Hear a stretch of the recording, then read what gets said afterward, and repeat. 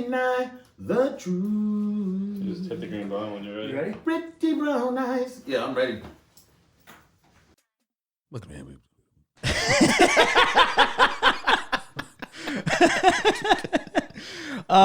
Ladies and gentlemen, welcome back to another episode of Get Your Act Together with Mike Bain. I'm here with my friend and amazing comic actor, all-around funny fucking man, Corey Rodrigues. Yo.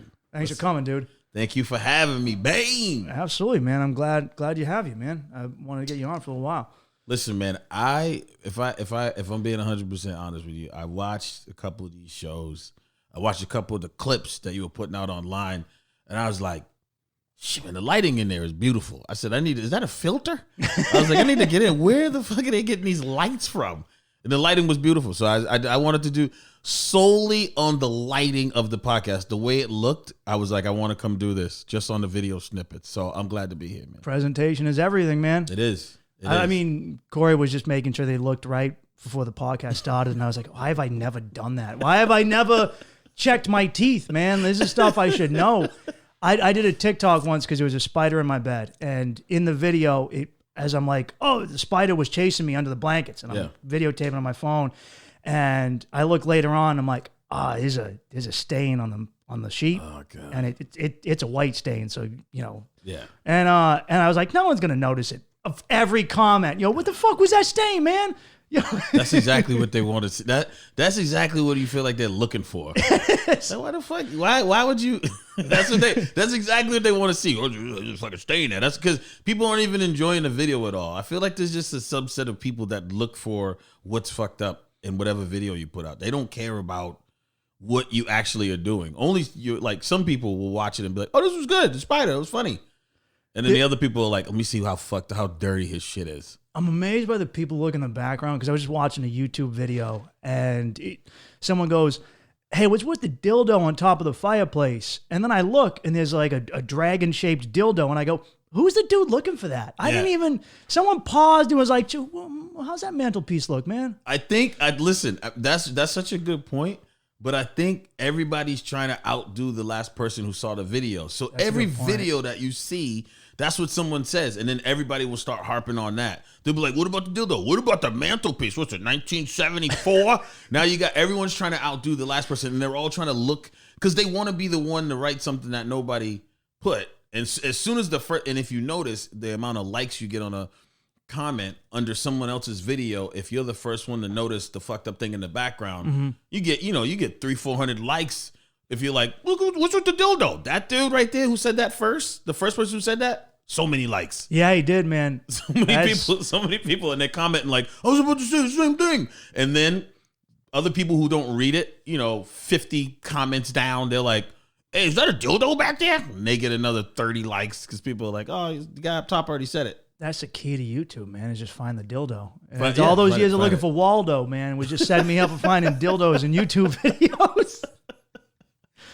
Oh, it is. I've been that dude who's trying to come up with a comment on a video to try and get people to notice my page through it. And then it's like, dude, who is the one waiting? There's always someone who gets there right at the perfect time. Always. Because I was saying this to somebody the other day, like things are fucked up, man. Like life in general, like if you think about it, because the same time a video drops and you're like doing a video like find the spider or there's a spider chasing me, right? You're doing that video. Somebody's cooking dinner. Somebody's having a baby. Somebody's getting a car accident. Somebody's dying from COVID. Somebody's getting robbed. You know what I'm saying? Everything. So no matter what you have going on, somebody else has an opportunity to do something different. They're doing something different. Like in some of your saddest times, when you're feeling sad, you're sitting at someone's funeral, fucking feeling sad or crying or something. Somebody else is they're buying a car. They're settling on terms right now. You're at a funeral somewhere and someone else is like, come on, man, you think you can get my payments down to $325? I can do, because my last car. Right? That's how fucked up the world is, but we're so self-centered. We always think that like everybody's sad in the world over the funeral, right? They think nobody gives a fuck about you at that funeral. The people in that, some of the people in the room, in the church, in the funeral parlor don't care about the funeral. They're on their phone sitting there, they're upset because they're like, yo, I gotta hurry up and get these fantasy lineups in because I got money this week on the I didn't game. even like this cousin, man. Yeah, like this is a serious game. You know, this is a serious week for me. You know, I'm on the fringe of getting kicked out. I'm not making the playoffs. This, you know, so it's all different types of people. Somebody just argue with their significant other. Somebody's wondering if the chick's gonna call him back. Cousin's laying in the casket dead. You checking your phone. You keep swiping it. Let me see if she got back to me because I know she didn't comment on my shit. You know, you looking to see if some girl's looking to see if a guy that she likes commented on some shit she put out for him specifically to see with a low cut fucking shirt. All the people that she doesn't like comment, and the one that she's waiting for doesn't give her a little heart. He just does no comment, just likes it. She's like, I know he saw it, and he didn't say anything. So you fucking her whole funeral experience. Yeah. See, everyone only puts shit up though when they're trying to look good, which is funny because like I'll put stuff up when I look bad too. That way when I find it later on, I was like, dude, I look so much better today than I did then. I look like fucking shit that day, dude. Oh my God, my beard shaved right. I lost some weight. Yeah. Everyone just puts up the happy moments. And then people be like, what is this? And I go, dude, I ain't always happy, man. Yeah. Sometimes I'm wearing a dirty white t-shirt and I haven't gotten out of bed till 2 p.m. And I'm eating hot dogs for breakfast. That happens. That's all part of the life. Listen, that shit works as long as you own it. Yeah. As long as you are willing to own the stain on the sheet, as long as you're willing to own the fat beard, the fat face beard, you know what I'm saying? The beard dandruff. As long as you're willing to own it, fuck it. Put it up. Because people are like, he's real. He's authentic. You know what I mean? But the problem is people put that shit up sometimes and they don't mean to have beard dandruff. Yeah. And people are like, what the fuck's on your shirt, snowflake? You know what I mean? They got shit just covered in flakes. One of my favorite dudes on TikTok is this guy called Hood Meals. And he's this dude in Florida his fingernails are nasty. This dude's fingernails, he looks, I don't know how to explain it, man. He's got like Edward Scissorhands, but they're fingernails, and they're all, and he's, I know you just can't. Made me look at my own shit. Made me check mine real quick, like, come on, man, because I'm about to make, He's got the dirtiest kitchen you've ever seen in your life, and he's just cooking in it, opens his freezer, and like rotten meat falls out, and it's just fascinating. I don't know what it is, man. Fuck that. I don't like no dirty fucking fingernails, man. I learned it probably like 8th grade, when you're messing around, when you first start putting your hands in pants and diddling around in there, you know what I mean? I remember, I probably was like 9th grade. I'm in 9th grade, the girl's in 9th grade, whatever. And I just remember, I was a little kid, man. You don't pay attention to your fingernails in 9th grade unless someone tells you. You don't know. So I remember I got ready to put my hands in her pants and she was like, ugh, she grabbed my hand. She's like, you're not putting those dirty fucking fingers inside of me. Those dirty fingernails. And my fingernails were chock full of shit. It looked like I was scratching chocolate Hostess cupcakes. They were filthy. They were fucking filthy. But I didn't know. Like, I didn't know. I didn't pay attention to it. That changed my life, though. Sometimes you need to be warned. You need to be enlightened. That, like, as a dude, I learned so much stuff from girls growing up. You know what I mean? I learned, like, as I got older, I didn't realize that it was a big deal.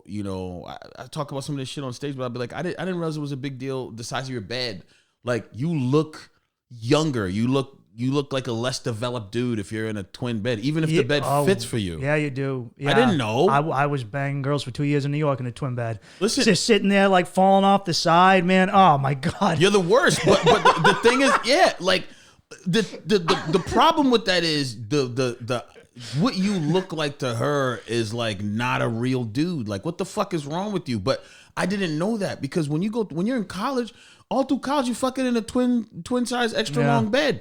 There's no judgment. Everybody has it. And then I was an RA, so I had both beds pushed together. So I was like the shit. But a lot of other, man, 2 beds pushed together in college. You're like, oh shit. There's like a millionaire, dude.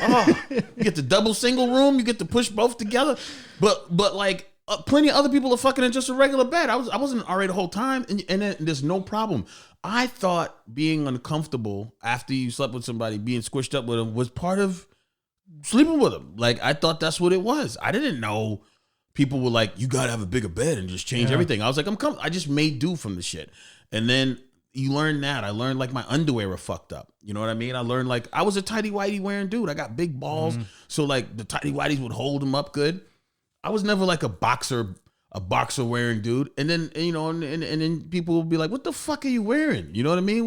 Why are you in tighty whities? But until someone tells you that, it's not like, you know what I mean? Until someone's like, "Hey man, what are you wearing that shit for?" You know? You gotta get called on your shit. I was. So New York City lets you get away with a lot of shit you couldn't get away with anywhere else. Yeah. Like you can have a twin bed because your rooms are small. Exactly. Like if I was in, I don't know, Tacoma and I went over a girl's place, she goes, "How'd you get here?" I go, "I took the bus." Yeah. She'd be like, "What?" Yeah. Yeah. No, I took the bus. I took that express bus off the A train. Yeah. And then I show up at a girl's place. She goes, "You sat on the bus and them clothes?" I go, "Yeah." She'll take those clothes off. I go, "This was easy, man. I'm taking the bus all the time now." But even I remember talking with this Dominican girl she was born and raised in Brooklyn. You know, she was like kind of a hood girl, and she was we were having an argument over who was trashier, me or her. And she goes, we were like, she's like, "I grew up poor. I'm not ratchet." She goes, "You're ratchet. You're ratchet white people." And I go, "Oh, a little, yeah, but how?" She goes, "You have holes in your underwear?" And I go, "Hold on, let me look at my drawer." And I was like, all right, so some of them got holes in them, okay? Those are still good underwear, right? It's not in the crotch hole, but it's like a side hole. And she goes, "You throw those out." And I go, "I guess I'm supposed to, huh? And attach these underwear." Right. No, I listen, you know what's funny about that? And on some real shit, for a long time, I was attached to things like that, like holes in your underwear and like over worn out slippers. And at some point I just started being like, man, fuck that, man. I have the money to buy slippers. They can be here tomorrow on Amazon. I can order the fucking slippers I want on Amazon and they're here tomorrow, and all the other stores that are trying to compete with Amazon now by doing next day service, right?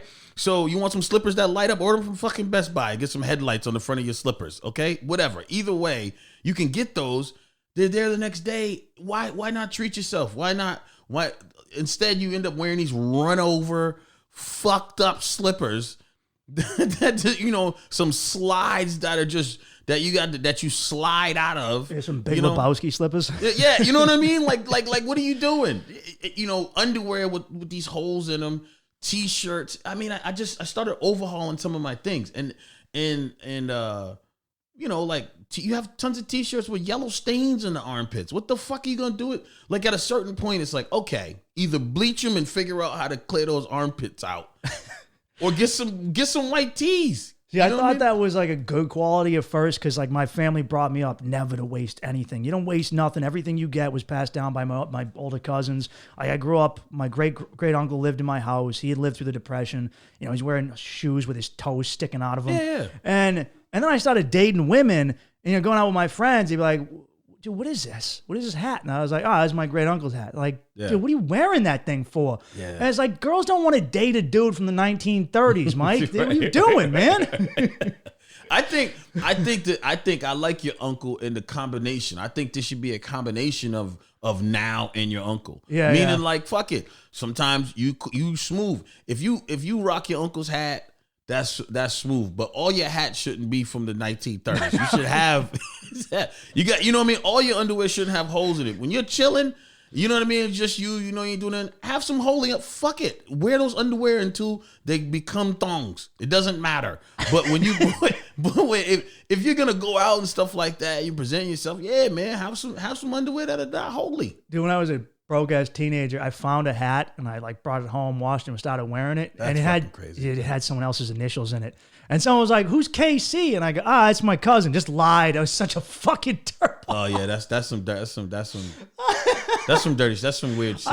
No, I probably out dirtball anyone who's ever been on this podcast. Do you now I grew up in a like a upper middle class. You're from Milton, right? Milton, yeah. I grew up in Milton. So I had friends who did dirtball shit that had money, but they just do shit where you're like, what the fuck are you doing?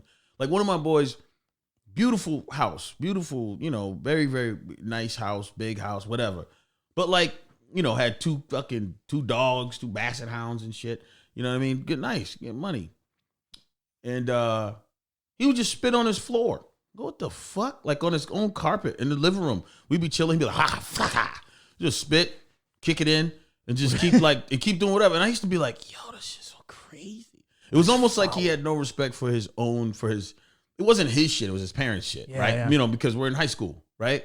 But it was just crazy. It was like, that wasn't cool to me. It was nasty as fuck. But it was just like, it was almost like whatever. Flap. Kick it in. And I was like, what? I don't understand that. But he was somebody, he didn't have to live like that. It wasn't like we were on some outside in an alley and you're spitting and swiping and wiping. You know, so it was weird to me. So what was your situation? Are you dirtballing because you have it and you're being fucking nasty? No, it was how I grew up, man. It was just kind of like how I was bred. Like my dad was like Chris Rock's father, you know, just every like. How's Chris Rock's father? Like, you know, dude working a blue collar job, trying to fucking survive and save every fucking penny he can. And, you know, we're going to reuse this till it's broken, you know, like I remember, and me and my brother both do it. Me and my friends were going out in a boat and I showed up and I had some water with me and they go, dude, what's with this ocean spray bottle filled with water? And I go, dude, I filled it up in the sink. And like, why don't you just buy water at the store? And I'm not spending money on water. I get sink water, you know? Yeah. Like, that's the most Bain thing I've ever seen. That is exactly what me and my brother would do. Just those little cut corners at everything to save money. I got in debt early on by going to college when I didn't have money for it. I thought I was going to. And my dad, I was the first one in my family to go to college. My dad's like, oh, you're going to be a businessman. He used to yell at me for eating. Like, I'd be at the table and I eat my food with my spoon like this, like a little savage that I was.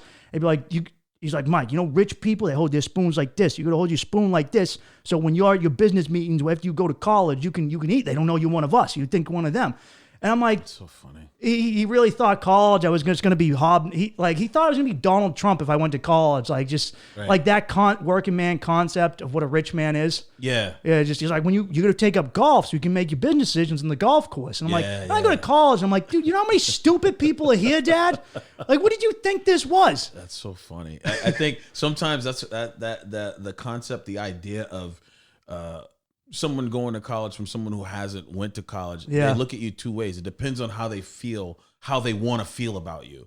If they want to big you up, they'll say shit like, yeah, man, you know, you act like you're going to become Donald Trump. Your business meetings, whatever, you're going to get smart, you're going to pull a shot of everything, you're going to fucking be a doctor, whatever, right? All that. But then they flip it. If they are annoyed with you or something, then it's like, well, you think you're fucking smarter than everybody else? You haven't done shit. You don't know shit. You're so smart, but you can't do a fucking thing. Oh my God. You're dumb. You're book smart, but you're dumb. You know what I mean? They'll when they want to, they can take all that shit they were pushing you up with, flip it, and suck you right back down. You know, and I think, I mean, I would say which is kind of funny, man. Is like, I grew up with a lot of those corners being cut as well because I grew up with my grandparents, Southern Black grandparents from North Carolina, and they're very, very resourceful, right? Very resourceful. But at the same time, you know, we never had we never were like, oh, we can't do it, can't have it, can't whatever. It was crazy. It was like, we could eat all we want to eat, but it would be like, my grandfather would say shit like, you know, we could eat all we want to eat as far as like meat goes. Like, you know, because for a long time, meat is like what equates to like, if you have some fucking money, like if you're able to eat some meat, you got meat, right? Okay. So you can eat all the meat you want to eat. You just got to eat your vegetables along with it. You couldn't sit there and just be a fucking meat eater. You know, when you're at my table, you can't just grab a bunch of steak, a bunch of chicken, all the fish. You couldn't do that. But if you were eating vegetables along with it, you could eat everything. Mm-hmm. You know what I mean? And it was always more than enough. You know, like not quite like the movie Soul Food, if you remember back in the day, but you know, dinners, you know, especially Sunday dinners, man. You know what I mean? That's just my heart right there. You know, growing up, that's just Sunday dinners in Black household, man. It's a big deal for many of us. You know what I mean? But whatever, you can eat all you want to eat. So there's rules to this shit, though. Okay, so for instance, here's where you start seeing like, hey man, you can't just do what the fuck you want to do. Orange juice. There's rules on orange juice. You can't just drink a big ass cup. You can't come in with a fucking cup like this and get the orange juice. You can't go in there like, fuck are you doing? What are you doing? Right? My grandfather would just be like, that's not an orange juice glass. You got to get a cup. You got to get a cup. This, you know, a smaller cup. You got to get a juice glass. You can't get no big ass fucking water glass for orange juice. Paper towels. Before Bounty and all these other paper towels started making them half sheets. We made half sheets. So when you rip the paper towel, my grandfather would grab it and tear it. And then, he didn't always come to everybody and tear their paper towels. You just knew, like, if someone models it enough, that's what you do. Instead of wasting the whole paper towel. Some people clean their kitchen with the paper towels. Fuck out of here. We have a dishcloth. We Clorox the dish rag after. We have sponges and stuff. We keep them clean as they can be, because, you find out later as we get older, we find out you're spreading the germs all over the place. You're smelling salmonella and tramonella, everything. But you don't know that. When you're younger, it's like, this is what you've done. You haven't gotten sick. You're fine. As far as you know what I mean? And so you can't, when you're with someone who starts using paper towels and shit to clean up, you're like, you're savage. You know what I mean? That's a waste. Yeah. Bags. Obviously the grocery store bags, many people use that, but that's what lined all of our trash cans from the supermarket over the grocery store, wherever the fucking they're listening to this podcast from. They don't know the grocery store, supermarket, whatever. That's where all those line all of our trash cans, except the kitchen trash can. Those were different trash bags. Those were the 13 gallon, the Glad, Glad lock bag. Glad bags or whatever. So those bags, you can't just be wasteful. When you pull that shit out of the trash can, because it never fills up to complete 13 gallons, whatever size trash can you have, right? You got to take that bag out, put it next over there, fill that fucking bag up before you get another one. Because if you get caught wasting bags, there's a problem. When you're bringing out the trash, you need to condense that trash as much as you can to preserve all the bags. So there were all these little things that you had to do. The way you sit down on the furniture in the house, you can't just flop down. Like it was like when my friends would come over, I realized it was so many rules. But when growing up in it, it was almost just like, this is what it is. And now that I'm older, I'm like, that shit it's necessary. It's necessary. You can't just fall into shit. My grandfather would say stuff like, why are you so rough with the things in this house? You own this. Treat your shit nice. We couldn't open our cabinets in the kitchen and hold on to it. This is simple. It seems crazy, right? But there's people who grab the cabinets and hold on and look in there. They're like, why are you holding let the cabinet go? Are you going to rip that shit down? You know what I mean? Like, yeah. Because, you're loosening the hinges on the shit. You can't slam the door. No car doors, no house door. If you boom, they're like, what's the problem? Oh, dude, people in Colombia wanted to fucking kill me, man. Because their cars are little there. And so whenever I'd hop in like an Uber or a taxi, I just, I do what I normally do. I don't think I'm slamming the door, but, most in the U.S., a lot of people are in trucks. You're in bigger cars, bigger doors. You swing it with some force. Down there, I swing it and oh, fucking gringo. No, they just be screaming. And then I was with a Colombian girl and I go, what is this fucking dude's problem? And she goes, you're breaking his door. And I was like, oh, that's right. That's how this guy feeds his family.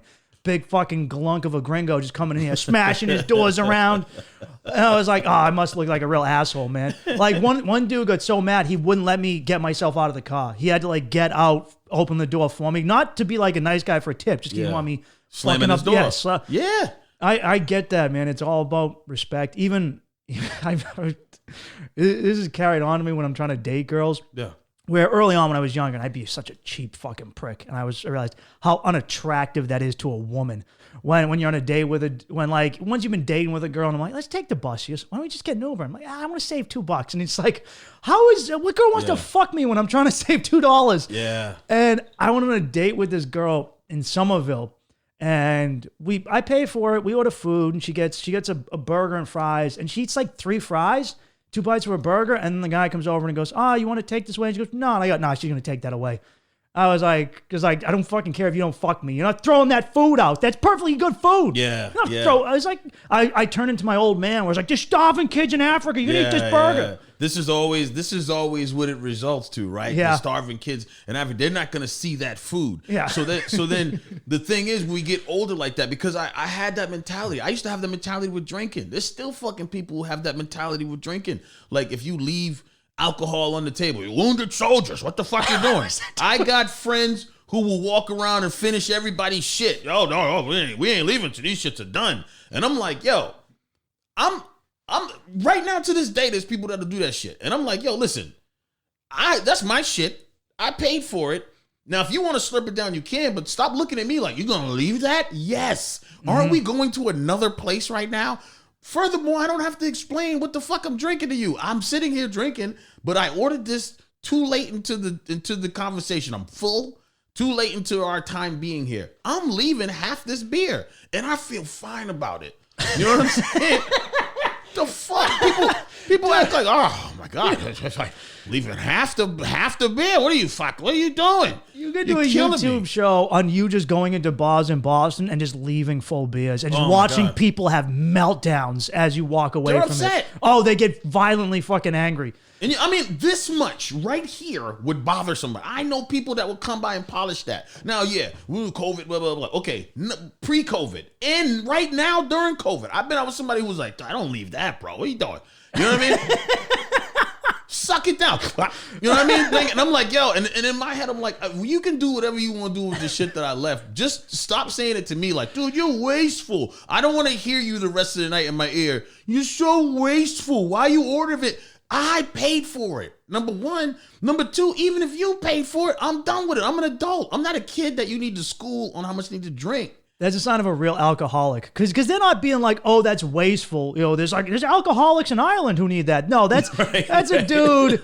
It's not like someone needs that beer. That dude is just like, he's thinking like, when I was a booze bag, I would see someone leave something, be like, oh, dude, I get that much drunker on that. What are you doing? I went to the Jameson distillery in Ireland. I was with a bunch of girls, and none of them like whiskey. And I would chug whiskey straight. I love whiskey, especially Jameson.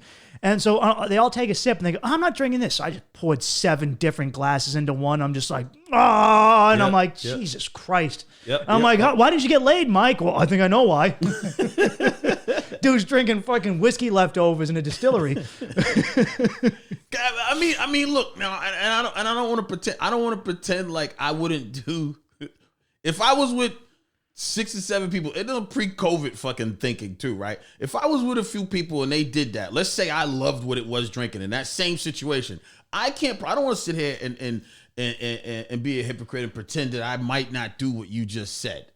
But I'm just saying, like, you don't then need to get on their case for them not drinking it. Yeah. And I also am not the guy who goes around and cleans up the table like that either. But I'm saying, if I'm with a few friends, I love what it is to drink. Instead of me waiting for them to bring a bunch more over, I may be like, yo, pour those fucking things in here. I'll drink those. You guys don't like those. I get that.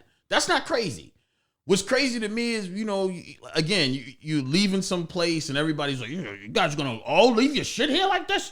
And then they're drinking it on the strength of you're wasting it. And they're drinking on the strength of that, like upset with you. Like, what the fuck's wrong with you, Mike? People you okay? like to police your food, man. There's a lot of food polices out there. I don't like it. Want to decide how you eat and what you eat. A weird thing. This is weird. This is weird. And I know a lot of people do this.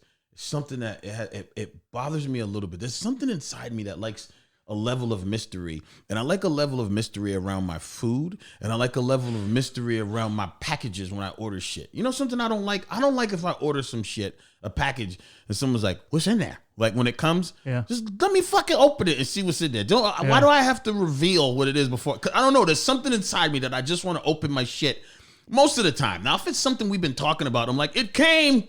The heating system's here, whatever. You know what I mean? That's fine. But if it's something I ordered, you know, I don't know. Like, let me open it, right?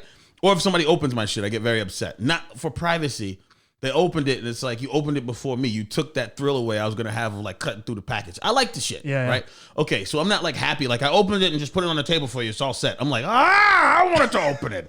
You know what I mean? That way, if it got broken at all, I'm like, I did it, or it came like that. Not you fucking shook it up too much or whatever. I get possessive with things like that. And also with my food, I don't like, this is a stupid pet peeve, but it is a little thing that I have. If we're all getting ready to order, like, don't keep fucking asking me what I'm getting when we're about to order. Just let me fucking order. Dude, the askers? Yeah. Like your decision somehow affects their decision. Yeah. What are you going to get? Now, I'm not saying I hate it every time. Sometimes it's just inquisitive and sometimes friendly. It's inquisitive and friendly, and sometimes it's like, all right, we're going to mix and match the shit we get. But the person who's at the table who just starts asking, what are you going to get? What are you going to get? What are you going to get? Because... And then, okay, so someone said, why does that bother you? And I started processing. I said, why the fuck does that bother me? You know why it bothers me? Because number one, it takes away my surprise of people being like, oh shit, you got that? Right? That shit bothers me. I want you to be like, oh, you got the thing that we weren't thinking about getting. That's number one. Number two, if I don't know yet, it puts unwarranted pressure on me because you're fucking asking me. Leave me alone and don't double ask me. You figure out what you're getting yet? Can you stop? You know what you want. You get what you're gonna get. Stop fucking coming and circle around asking me. You know what I mean? Like, I don't know. And the person might not know that. They might not know that I'm passionately annoyed by them asking me that. But it does kind of like just you order your shit, I'll order mine. And you'll see it when it comes. It'll get here. Yeah, I'm not giving you any anyway. So. I mean, listen. And okay. So since we're talking about food, here's a way I am with food. I'm a very sherry person. I'm sherry as fuck. But if I give you an opportunity to get your own shit and you don't want it, and I get mine, I get very frustrated if someone says, if I say, hey, I'm gonna order wings. I think it's only 8 wings that come. Do you want some wings? Because I'm in the mood to eat all 8. If you want some, I'll order a double order. Nah, I don't want any. I don't want any. You sure? Because I'll get 2 orders. I'll fucking, yeah. No. Okay. The wings come, they look good. Now you done dug in and ate 2 or 3 of the wings, or you're asking, or you're looking at me like, you know what I'm saying? And then you grab one and you start eating. I'm like, what the fuck? What are you doing? You're like, why does it bother you that much? Yeah. Are you really that upset? Yeah, it bothers me too. Right? And so and they're saying it to me then like I'm selfish in that situation. But I don't like when people put you in situations to have situations that you tried to prevent so that they then are in control of the situation to paint you a certain way. So like if I asked you if you want something, I was going to order more, no problem waiting or paying for it or whatever, let's just say. And this is with friends, this is with girlfriends, this is with friends, this is with family. I don't give a fuck. If I ask you if you want something, you say no, then it comes. Now, don't just grab my shit and then if I complain about it, be like, why are you so weird about it? Why are you so selfish about it? It's like, I thought I opened this up for you to know in the beginning. I had no patience for food grab. Like that's one of my biggest pet peeves. Yeah, I've had times where I'm just out at lunch with some coworkers. Dudes I kind of know, not even know that well. They just reach over, take a fry off my plate, and I'm like, "What are you fucking doing?" No.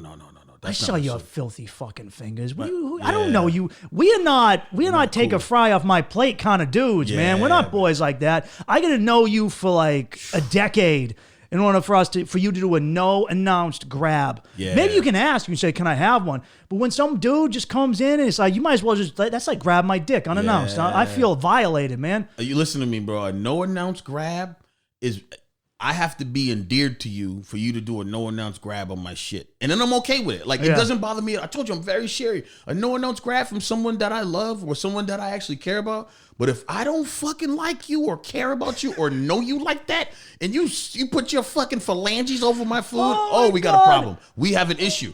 There was a dude who did this. My friends know this, man. They make fun of me to this day. It was funny. This one day, this dude reached over into my fucking, into my lunch, in high school. This dude reaches over. He's like, people used to play shit, snatchies and all this shit. I'm like, yo, I don't play snatchies. I don't ever snatch anything off of anybody's plate. I don't play snatchies with them, especially somebody who I'm not like cool with. If I say snatchies to somebody, I know they don't give a fuck. And if they do it to me, they know I don't give a fuck. So not just an acquaintance at school. This motherfucker reaches over, grabs my shit, and we're not cool like that. He reaches over, grabs a tater tot off my plate, grabs like 2 tater tots. He goes, snatchies.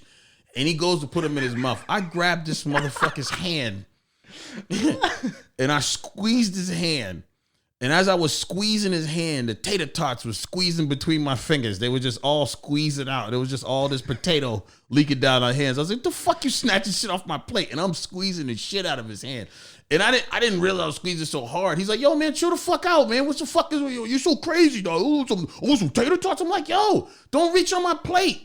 You know what I mean? Don't reach on my plate. You want something, you could ask me for it, but you don't reach on my plate like that. I'm fighting millions of years of instincts telling me to bite your fucking hand. You think you can touch a lion's fucking gazelle? No, you can't, dude. That's my gazelle right there. Don't come in here eating my kill. I think it's not even at the fact. Again, it's not a sharing thing. To me, in that situation, it's disrespectful. It is. It's incredibly disrespectful. You're disrespecting me. You think it's funny. We're all over here. Everybody's laughing and shit. You reaching in my shit. And I don't even care if they're laughing. It's the way it made me feel prior to anybody else's engagement. If it would have been just me and him, I would have grabbed his hand the same way. It was like, what are you doing? All you got to do, because if you ask me, like, yo, can I get a cup of tea? I'm like, yeah, man, go ahead, man. You know, like, I'm not gonna be like, no, you fucking drink. I'm cool with it, but don't try to Debo me like that. Like, you know what I'm saying? Like, what are you doing, man? Like, you're gonna punk me? Like, why you punking me for some tater tots? What are you doing? What is this, Oz? Are we in prison, dude? Yeah, man. I've never snatchied you. What are you doing? It's like the dudes back in. I remember being a kid and dudes would ask for like a sip of a drink, right? You'd be drinking a Mountain Dew or something, and somebody like, "Oh, can I get a sip?" And you're like, "Not really, dude. Like you're my boy, you're my friend." But I remember letting a friend do that, and he was eating Cool Ranch Doritos, and I just watched the Dorito dust get on my thing. And I'm like, I'm done, man. Yeah, I'm done. You think I want your Dorito? I don't want Doritos in my fucking Mountain Dew, man. Get out of here. Disrespectful. If a real friend hovers the drink over their mouth and drops it into their mouth, that's a real friend. They hover it over, just like that. They risk spilling drink down their chin onto their shirt. That's a real out of friend. Respect. Yeah.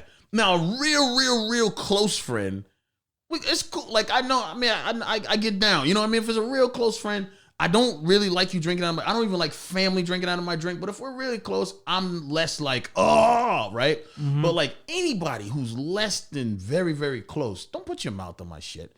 Don't put it on there. Like I used to, when I was little, like when I was in like, I don't know, middle school to high school, I used to actually like, I would feel like special if a girl was like, can I have some? I was like, oh shit. You know what I mean? And she put her mouth on your drink and then you take it back. You're like, shit. It's like we kissed. It's like we're kissing, dude.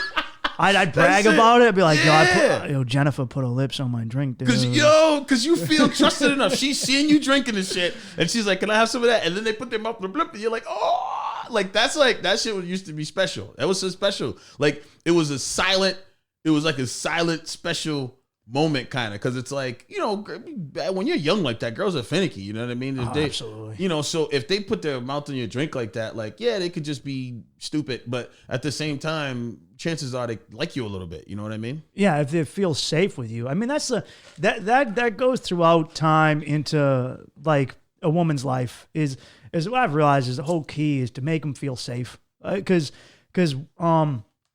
I'm single, so I'm still trying to date now, and I use dating apps because I don't go to bars. And women were always like, I put my social media profiles in my dating apps, and people are like, oh, you're trying to get followers that way? And kinda, it does help. Sometimes I get people that way. But also, I'm like, dude, those are there. Like the girls will be like, hey, I'm creeping on your Insta. I go, I know you are. That's why it's there.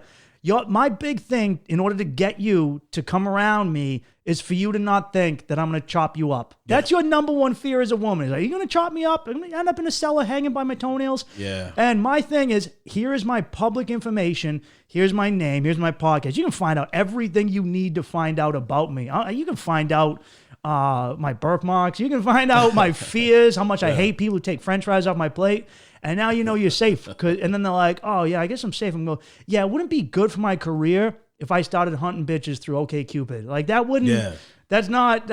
Right. No, it's a good point. I mean, you it's beyond valid that, you know, it's tough, man, in that situation to be a woman and potentially be in situations that are extra vulnerable and deadly all the time. And you know, the potential for that is crazy. And once I got older, you know, I'm not really out there. I'm not dating out there right now. I'm with somebody, but I remember at some point I was just thinking like, women are strong than a motherfucker, man. At the simple fact that they risk it, bro. We have comedians that are afraid to go to certain shows because they don't know how the crowd's gonna be, or you know what I'm saying? You have a woman who's going to meet somebody and she doesn't know if he's gonna intercept on her way to they meet. She doesn't know like if she says the wrong thing while they're eating, if he's fucking weird. You know, you could have had this guy pick you up at home. It depends on where your trust level's at. But the balls, for lack of a better thing, the guts, I will say. The ovaries. Right. On some of the women that would be like, that would say like, you pick me up at my house at 7, 8 or whatever, Now, a lot of them will meet you out, you meet out in the Uber, and if things go well, a lot of these sites or whatever, things go well and you're going back to the house and you fucking, or you're doing whatever's happening.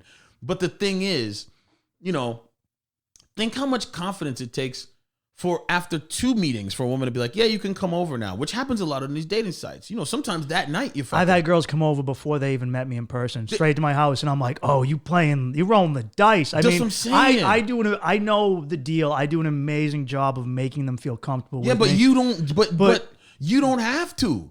No. I'm saying you should what you're doing. I'm saying there's plenty of guys that don't do that and they still go to their house. Yeah, I mean, so here's where I realized what they're going through. And it was when I've been to like poorer countries, like second, third world countries, and I'm trying to meet up with girls. And I realized this in Mexico, in the Czech Republic, and in Colombia. They're like, when I was in Colombia, I went to meet a girl, and she's like, oh, come to my house. It's New Year's Eve. I get margaritas with my friend, and I'm looking at her pictures, and I was like, first I was like, you a hooker? Because most of the girls on dinner were hookers. Mm-hmm. And she goes, no. She goes, I can't believe it. I go, no, there's a lot of girls on here. I'm not, no offense. And what Todd, she's like, come over to my house. I want to go on a date with this, she said my height in meters. Like, she's a tall girl. I'm taller than her.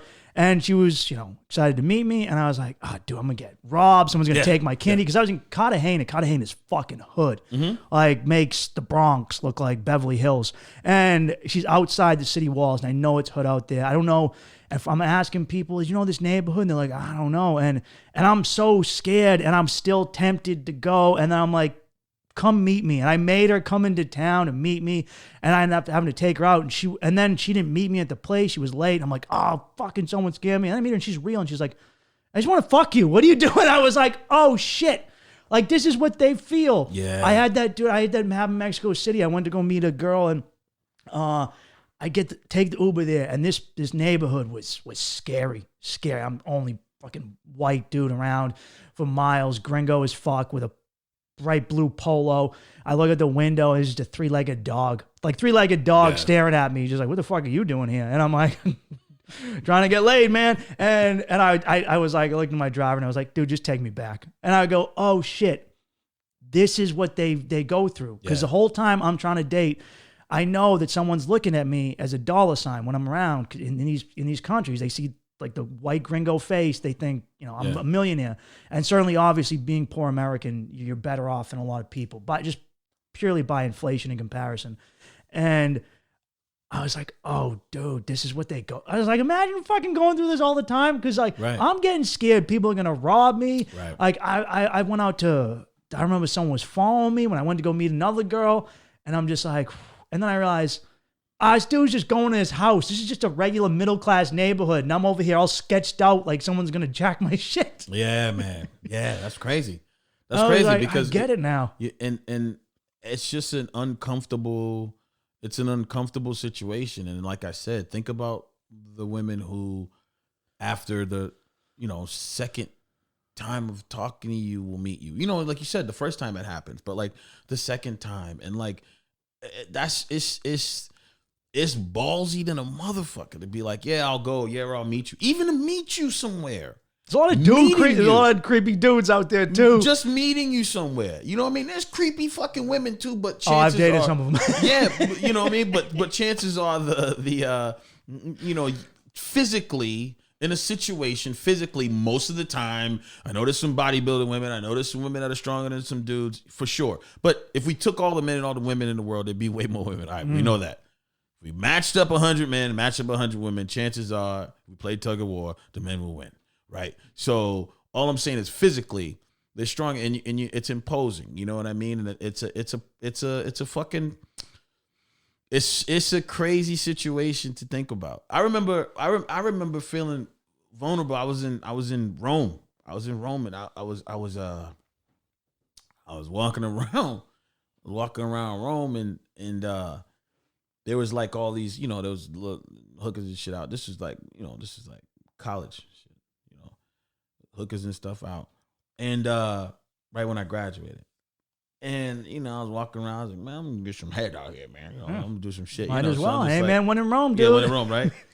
So dome in Rome. first of all, they've already been fucking with me because that day, I was with my mom and shit and with my family, and we went to the Coliseum. And when I was out there, they were like a lot of dudes was fucking flirting with me and shit. He was like, oh man, big muscles, blah, blah. Dude was squeezing my arm and shit.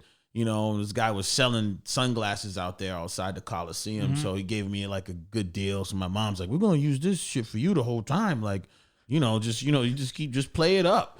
So later that night, man, I'm roaming around Rome, right? Anyways, and this little car, this little Fiat looking car is following me, man. Like every block I turn, the little fucking Fiat is like following me. And now I'm like, man, I feel like I felt a little uncomfortable, man. I was like, this is crazy, man. I don't want to start running. You know what I mean? It's like, this is bananas. The car parks and the dude gets out and he's still following me. Now, this is going to sound like a little sitcom-y, but this is what happened. There's all these columns on these buildings and shit as I'm walking. As I walk, and when I look back, the dude looks at me and he slips behind the pole, right? Right? He keeps doing this shit. You want to talk about feeling weird? He did it, 5-6 times. I was like, man, what the fuck? Then he just turns around, goes back in his car, catches up to me. He's like, what's up, baby? And I was like, yo, this is crazy. He's like, come for a ride. I was like, no, fuck no. I was like, nah, man, I'm all set. I'm going to meet some people. I was lying. I'm going to meet some people around here. He goes, what? I was like, I want to meet some people. I'll give you a ride. I was like, no, I'm going to meet people. Yo. I started acting like I'm yo. I'm going like this. Nobody's over there. Yo. Like this, right? He pulls off. And I'm like, yo. That shit right there. And I wasn't like a little dude at the time. You know what I mean? I was a dude. I was like, he wouldn't have been able to fuck me without some chloroform or something. It would have been a little tough. He wouldn't have been able to just manhandle me unless he had special skills. You know what I mean? It's always funny especially when you're traveling and you're playing that game. Like, is this dude gonna rob me, or does he just want to suck my dick? Yeah, dude. I was on the subway in Medellin and this dude's just grilling me. I gotta look back. I'm like, you're not gonna fucking punk me. And I'm like, he keeps grilling me, and he's gonna look away. And then I have the train. He's just, and I was like, this motherfucker. What is your? And I was like, and I go, oh, wants to fuck me. Oh, like I had another instance where a girl down there was just grilling me, like angry grill, the way I would grill a girl when I was 18. I didn't know how to talk to women, just sitting there with an angry dick, like, no, fuck. And then I was like, what the fuck is your problem? Like, I'm trying to like ignore her, and she's just walking up like this, like she was like gonna fucking stun on me. And then I realized, oh, this is her way of flirting. She doesn't know how to flirt with me, right? She's just grilling me. I thought like I had offended her family. I'm the only ginger in this entire jungle at a beach. Like, I'm just sticking out, walking around with my hairy chest, like white as a fucking ghost. And she just has a thing for me. And I was like, oh, I fucking blew that, dude. I'm not used to women coming at me like they're dudes. Yeah. Like they're going to grab me and caveman me into the bushes. Yeah, that shit's scary. If a woman does, that's always the flip side. You can see, it gets scary sometimes if a woman, like, I think one of the scariest things is if you're ever with a chick and she says, she said, you don't have to use anything. You'd be like, man, let me get a condom. This shit's crazy right here. Right? I mean, sometimes it's fun. No. Yeah, I mean, listen, here's the thing. It's the psychological aspect of it. It's like, if you're going into the situation, as a dude, you've been in probably a situation many times where you're like, the classic, you just put the tip in, right? Yeah. You know what I mean? Like, a girl make fun of you if you even say that. At some point, when she's been around the block enough, you're like, let me put this. She's like, oh, the let me put the tip in thing. Yeah, Here we go. Let me put the tip in, right? So you're like, it's so fucking not classic. It's as unoriginal as a girl named Caroline, and every time you see it, you sweet Caroline, right? And she's like, I never heard that before, right? It's the same shit. So let me put the tip in. Now, tip goes in a little bit, and it always depends. Like, she already knows if she's gonna let you roll with it or not, whatever. So like, tip goes in, and she might be like, all right, that's it. Whoop, switch, get something. Oh, you don't have anything, bring something next time, stupid, right? Mm-hmm. Or boom, tip goes in, whoop. You know, you end up doing it like, we were so stupid. And it's that situation because she just like opens up, lets you in, you know what's up, right? But the scary shit is if a chick's just like, you stop messing around and she's like, come on, you don't need anything. Fuck that, bro. That's that you psychologically, it's like it almost is like a game that needs to be played there. Was even if she's gonna tell you it's okay to go in, you gotta at least act a little bit like the shit's not cool. Like, no. Yeah, you gotta like and put then up a front. This was a while ago, and I'm in Prague, and I'm fucking when I used to get fucked up, and I'm in a hood in like a love motel with a gypsy hooker. It's just fucking hookers wrong. No. So we'll get there. But this was this entire environment was shady as fuck. This is back when I loved the shade, man. Like you put me in a shady situation where I didn't know if I was gonna live or die or get robbed. I fucking lived for it. And I'm out here in the fucking hood. I don't know where I'm at. I'm fucked up and we're fucking. And she tried to get me to fuck her in the stairwell. I go, no, we gotta get a room. I'm not getting arrested in Prague, dude. And we get a room, and she goes, you pay extra? You fuck me, no condom. And I go, no. I'm not paying extra for AIDS. If I get AIDS, I'm getting AIDS at market value. Get the fuck out of here. What are you? And she kept trying to sell me. Like, you pay extra, you fuck me, no condom. I go, no. No, I'm definitely not. No. Like, I'm not what is wrong? I would never go raw at a working woman. Oh, my God. You're out of your mind. It was like, I was like, oh, dude, what kind of games are you playing? Because I was like, that means you're upselling everybody. Well, the thing is, exactly, if she's upselling everybody, she's like, I got nothing to fucking lose at this point. What's funny, man, and I've been with quite a few nurses, and nurses are fun. They're kinky women, and they're empathetic. They like to please. And I've been with a few, and then like, just don't even mention it. We just go for it. Don't have to use one. And they'd be like, come inside me, and I'm just like, and sometimes I'm like, you're a nurse. And I go for it. And then afterwards, I was like, you're on birth control, right? And they're like, you're supposed to ask before. And I'm like, you fucking told me to go. You waved me home. You told me it was all good. I assume that you got the home base covered, lady. What do I just stop in the middle and be like, you on? You on? Because I have done that on certain occasions, but for a dude who says he's not very affluent, for a dude who says he's poor in America. You've been to a lot of countries, it seems like. Yeah, well, it's not as expensive to travel as people think it is. So what would be your guide to somebody who hasn't been anywhere, right? I've been to some places. I'm saying somebody listening who hasn't been anywhere. What would be a guide to them? Like how would you lay out that they could travel on a budget and go to some of these awesome places that you've been? So here's the number one thing. Most of the reasons people aren't traveling, and I'm going to speak as a Boston dude, is that a lot of people just are so afraid to get outside their comfort zone. Like I went to Colombia, and my uncle was like, "You went to Colombia?" And I go, "Yeah." And he goes, "Why?" I go, to fucking go, man. Just to live. Yeah. He's like, "What's in Colombia?" And I go, fucking Colombia. I went to a lost city in the jungle, dude. They don't have those in Massachusetts. They don't have ancient fucking ruins from lost people in the Blue Hills. I'm living. I like culture. I like meeting people. I love learning and history and language and science. And I like to fucking learn.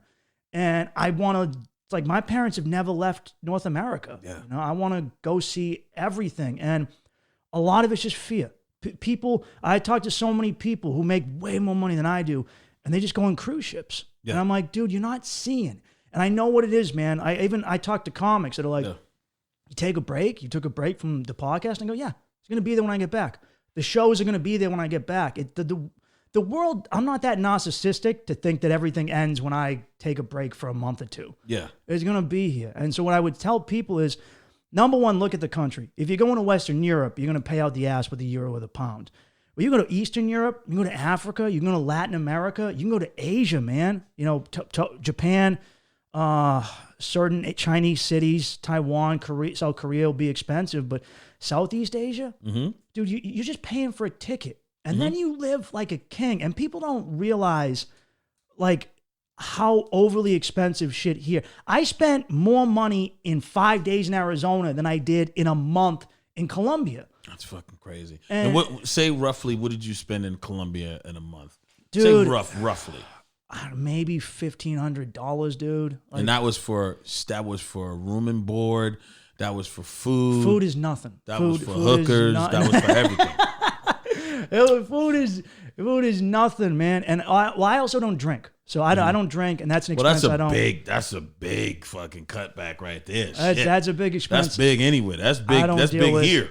But it's also just I've had these fights with my fucking friends and my coworkers so many times, and I'm like, guys, I'll watch you go out to the casino and Encore, or you go out to Faneuil Hall, or you go out and you blow like $500 in a wedding, man, just drinking with the same fucking fart bags in town, going to Faneuil Hall, getting. Don't go out. Don't go out for a month. Just chill in, I don't know, or just do it light. You don't gotta go to your boy's house, whatever, and you will save money. Don't smoke 2 packs of cigarettes. Don't drink Dunkin' Donuts every day. That's one thing I learned is I cut money on stuff I don't, on privileges like that people think they're guaranteed. I think like, nah, dude, that's a privilege. I work with dudes who spend more money on their scratch tickets, their cigarettes, and their coffee before they even go into work, on more money they're going to make in a day, dude. Yeah, like working small jobs.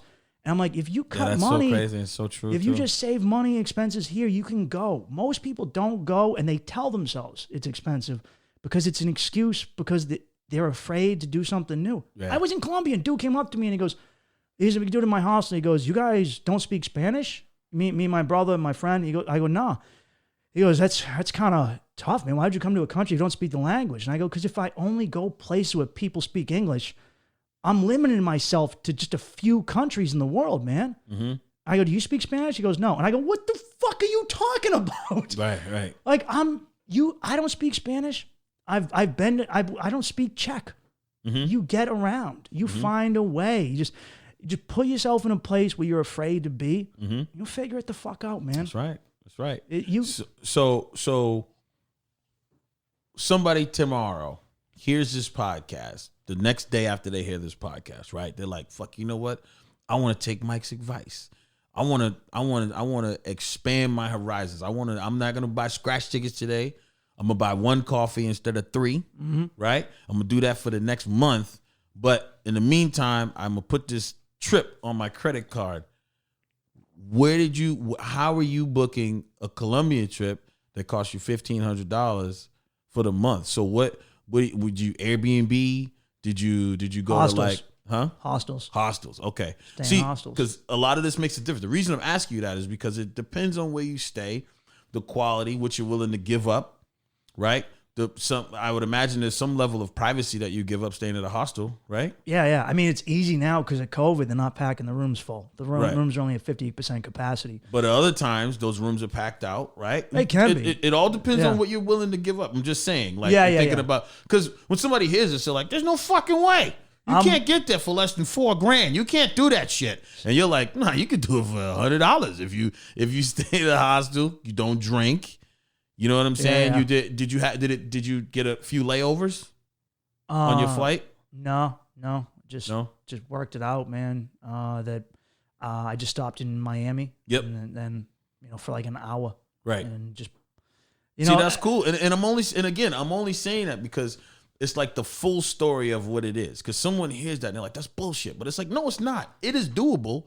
Here's the things. It may not be doable to what you know what I'm saying? You're not staying in the Four Seasons. You know what I mean? It's not going to be that. Yeah, there's not a pool right outside your shit, right? You know what I mean? But I stayed in a hostel for $12 a night, and there was a pool right outside my door. How fucking dope is that? I mean, the stuff's there. A lot of people are just like that is true. I'm willing to cut corners, and I'm an adventurous type, dude. And obviously, especially if you're a girl and you're alone, it can be different. But I've met a lot of girls who travel. I want to date with a girl who's like, oh, I went to Morocco alone. I go, that's fucking ballsy, dude. Yeah. Like, Morocco is not a place where you as a girl go alone, right? Like that is a place where you as a girl can get snatched up.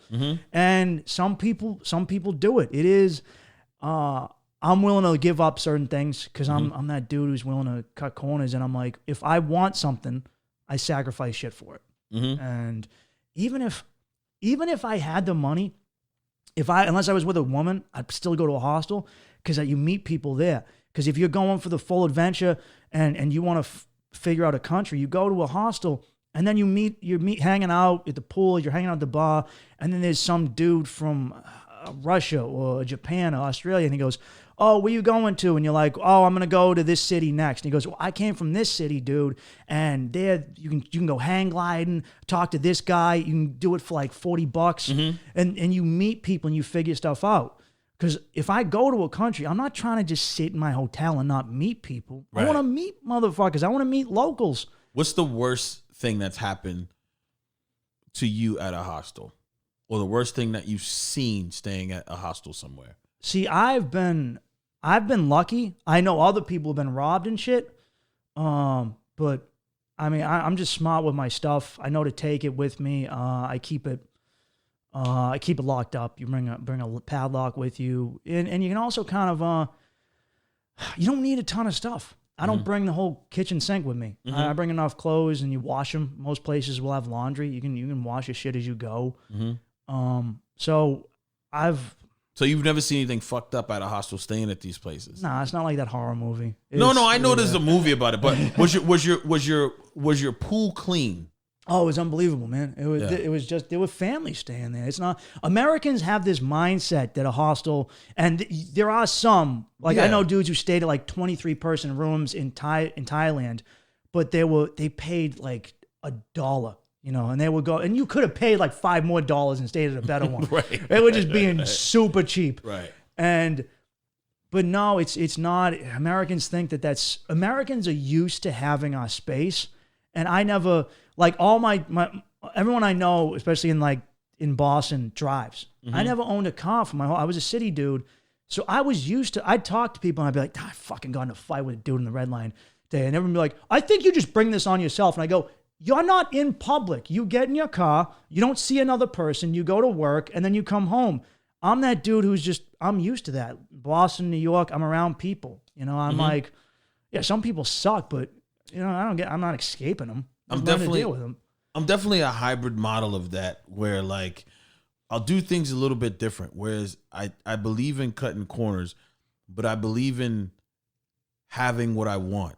So I'll work harder. I'll have a second job in order to stay at a nicer place.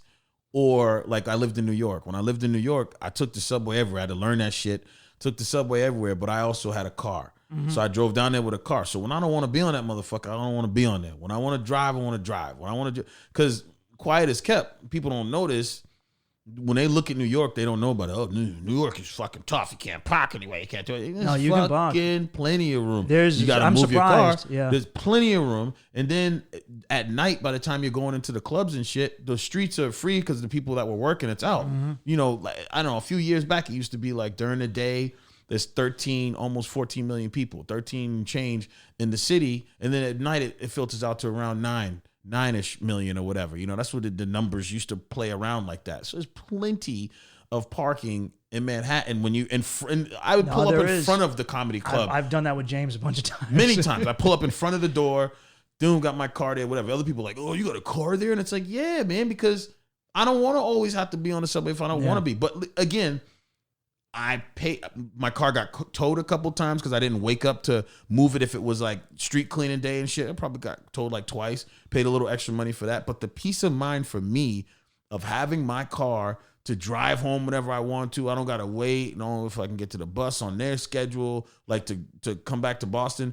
And again, I paying insurance on the car, paying my payments on the car, doing all this shit. You're foregoing all of that, and you're like, that's money in my pocket to go to Belize. Money I save. You know what I'm saying? Yeah, exactly. Yeah. But it all comes down to where's your threshold, where's your comfort, Yeah, what are you willing to do, and then are you willing to do more? Like even me living in New York, I was like, look, eventually I left because I was like, man, I can't take having roommates, and then like I don't want to use fucking roaches. You know what I mean? I was living. I was 30 plus. I was 30 plus living in fucking New York, and I'm like, yo, you know what, man? Like, at a certain point, I moved. I already had my own shit here, and then I moved there. That's a tough thing. Now I moved there, and I'm like, man, I'm living with people, and it's cool, but it's like I used to come home, and the house would be kind of dirty. To be, like I would see like straight up. I would come home, And they always would just be partying and shit, and which was fine. I don't care. But they would start cleaning like I was the dad. These motherfuckers older than me. Someone older than me, you know. And I come in, and then they like there's like all these bottles on the counter and shit all over the stove, food left out and stuff. Bro, I would sit there and we had a gas stove. I would watch mice just come out of the stove, like poke out, like, oh, what's up? And they be running through the bottles on the counter, like, and I'm like, I want to have people over that's not like this. Like, I want to walk around my own apartment barefoot, man. There's cockroaches everywhere. Yeah. So, like, I start, like, taking care of all of my shit. But you can't take care of it when something's like that in an apartment. I do wear and other flip-flops people- around my apartment. I know how it is. Yeah, Like, so- I had a girl, one of my roommates went to a psych ward twice and was, like, living on the roof and was like, obsessed with me. I was afraid she was going to stab me in my sleep. I had to... You know, I didn't even have a real lock on my door, dude. It was fucking terrifying. I just was like, oh, this is part of, like, Mike, you want to be a successful stand-up comedian, you got to fucking suffer for it. Yeah, but you don't have, that's the You're right. shit. I had to Fuck learn that. I had to you don't learn have that. to. You know what it is, man? I have these talks with the comics where we glorify driving 8 hours to do a shit gig for no fucking money. And we think, and I had, maybe it's a Catholic thing, I don't know what it is, man, but this idea of I gotta fucking, like, you gotta work, you gotta put it in, but the idea of I need to suffer, like all like self-flagellating for my dreams is something I've done. And now I look back on it, I was like, dude, there's a lot of shit I won't do again. That like I like you, I was in the city, I've come back. Now COVID's changed the whole game with this. And well, you're an example of a dude who now Corey is I think you're incredibly successful. You're an amazing fucking comic. I always tell people how I'm it's funny, dude. I was getting food with my uncle in like Quincy, and I was like, oh, I'm doing a show tonight with this dude, Corey Rodrigues. Oh, he's so funny, man. He kills fucking everywhere. And the guy making pancakes was like, oh, I know Corey. I went to high school with Corey. He's fucking funny. And I was like, he is fucking funny. And you were in Quincy? I was in Quincy, dude, at a diner in like it looked like an old train. One of those old like train car looking diners. That's Johnny dude. Paristides. He owns it. Yeah, his fucking place is dope. Yeah. And no, and it's a small world, man. That's funny as shit, man. You showed Swiss. It's like we don't have to be in New York and LA like you used to. That model's changed, and it's certainly changed after COVID. And I had some people asking me advice about moving there, and I was like, right now? They're like, yeah. And I go, don't go. Don't right now, dude. There's no clubs open. Like, what do you don't? Because I tell people, I go, that city beats you. It beats you, and you got to be. I watched it. I watched two of my roommates have full-blown mental breakdowns. Yeah, for sure. I mean, let me backtrack a little bit because I want to make sure we're clear about this shit. If there's comedians listening to this, like, I would say, you know, yeah, I do think we have to. There's some level of suffering that needs to happen. It's just that you're gonna do enough of it without bringing more onto yourself. Yeah. You understand what I'm saying? You don't need to be like, yeah, like if you see a way out of the suffrage, it's not like you're like, this is what I gotta go through to make it. It's like, no, we don't need to live in you don't need to live in your fucking car. You don't need to be homeless. You don't need to do these things to make it. Because if you're not funny, you being homeless and you living in your car is still not gonna make you make it because you were suffering. Like, I lived in the train for 2 years, and it's like, but are you funny? It's gonna. But are you happen funny? enough. And I'm saying, if you're not funny, fuck living on the train. That train living and that suffering, if you're not getting up and doing what you need to do, just like if you were living at home and you were doing what you needed to do, living in your parents' basement, but you were out there hustling and being fucking funny and eating nice warm ass meals, you can create better than the person living on a train if you don't have the desire. When you're worried about your next meal and shit, like everybody thinks these glorified stories we hear about. You hear about them because they're miraculous stories. You don't hear about all the other people that were like, hey man, I was just working 2 jobs, man, so I could do what I wanted to do. And then I fucking eventually things popped and blah, blah, blah, blah, blah. All we hear about is I wrote a check to myself for $1 million. And I said, one day I'll cash this check. You know, we hear that story. We hear like, I had 13 cents left. I went to Seattle. I told the guy in Seattle, hey, I got 13 cents left. He let me get on the train. I got there. You know, and then I had one Dungeness crab leg. All I could afford was one, like the little hind leg on the Dungeness crab.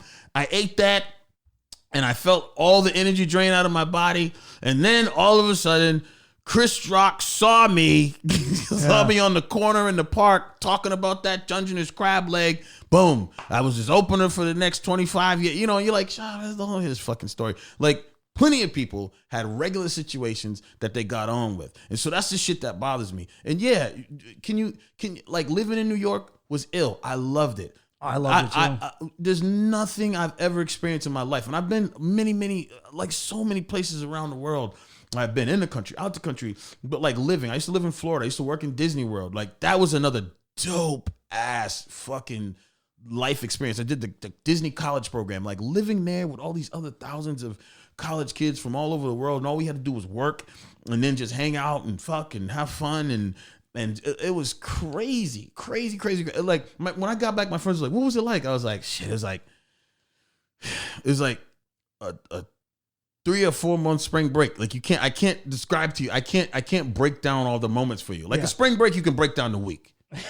Tuesday we did this. Wednesday, I'm like, I was there for 4 months, 3-4 months. I can't break it down to you. It was just off the hook. I can remember moments that I can tell you about, but it was like, so living in New York though was just as dope as that. I loved it, man. Like I would go into the city, I'd take the train, I'd be like, I'm a fucking get you.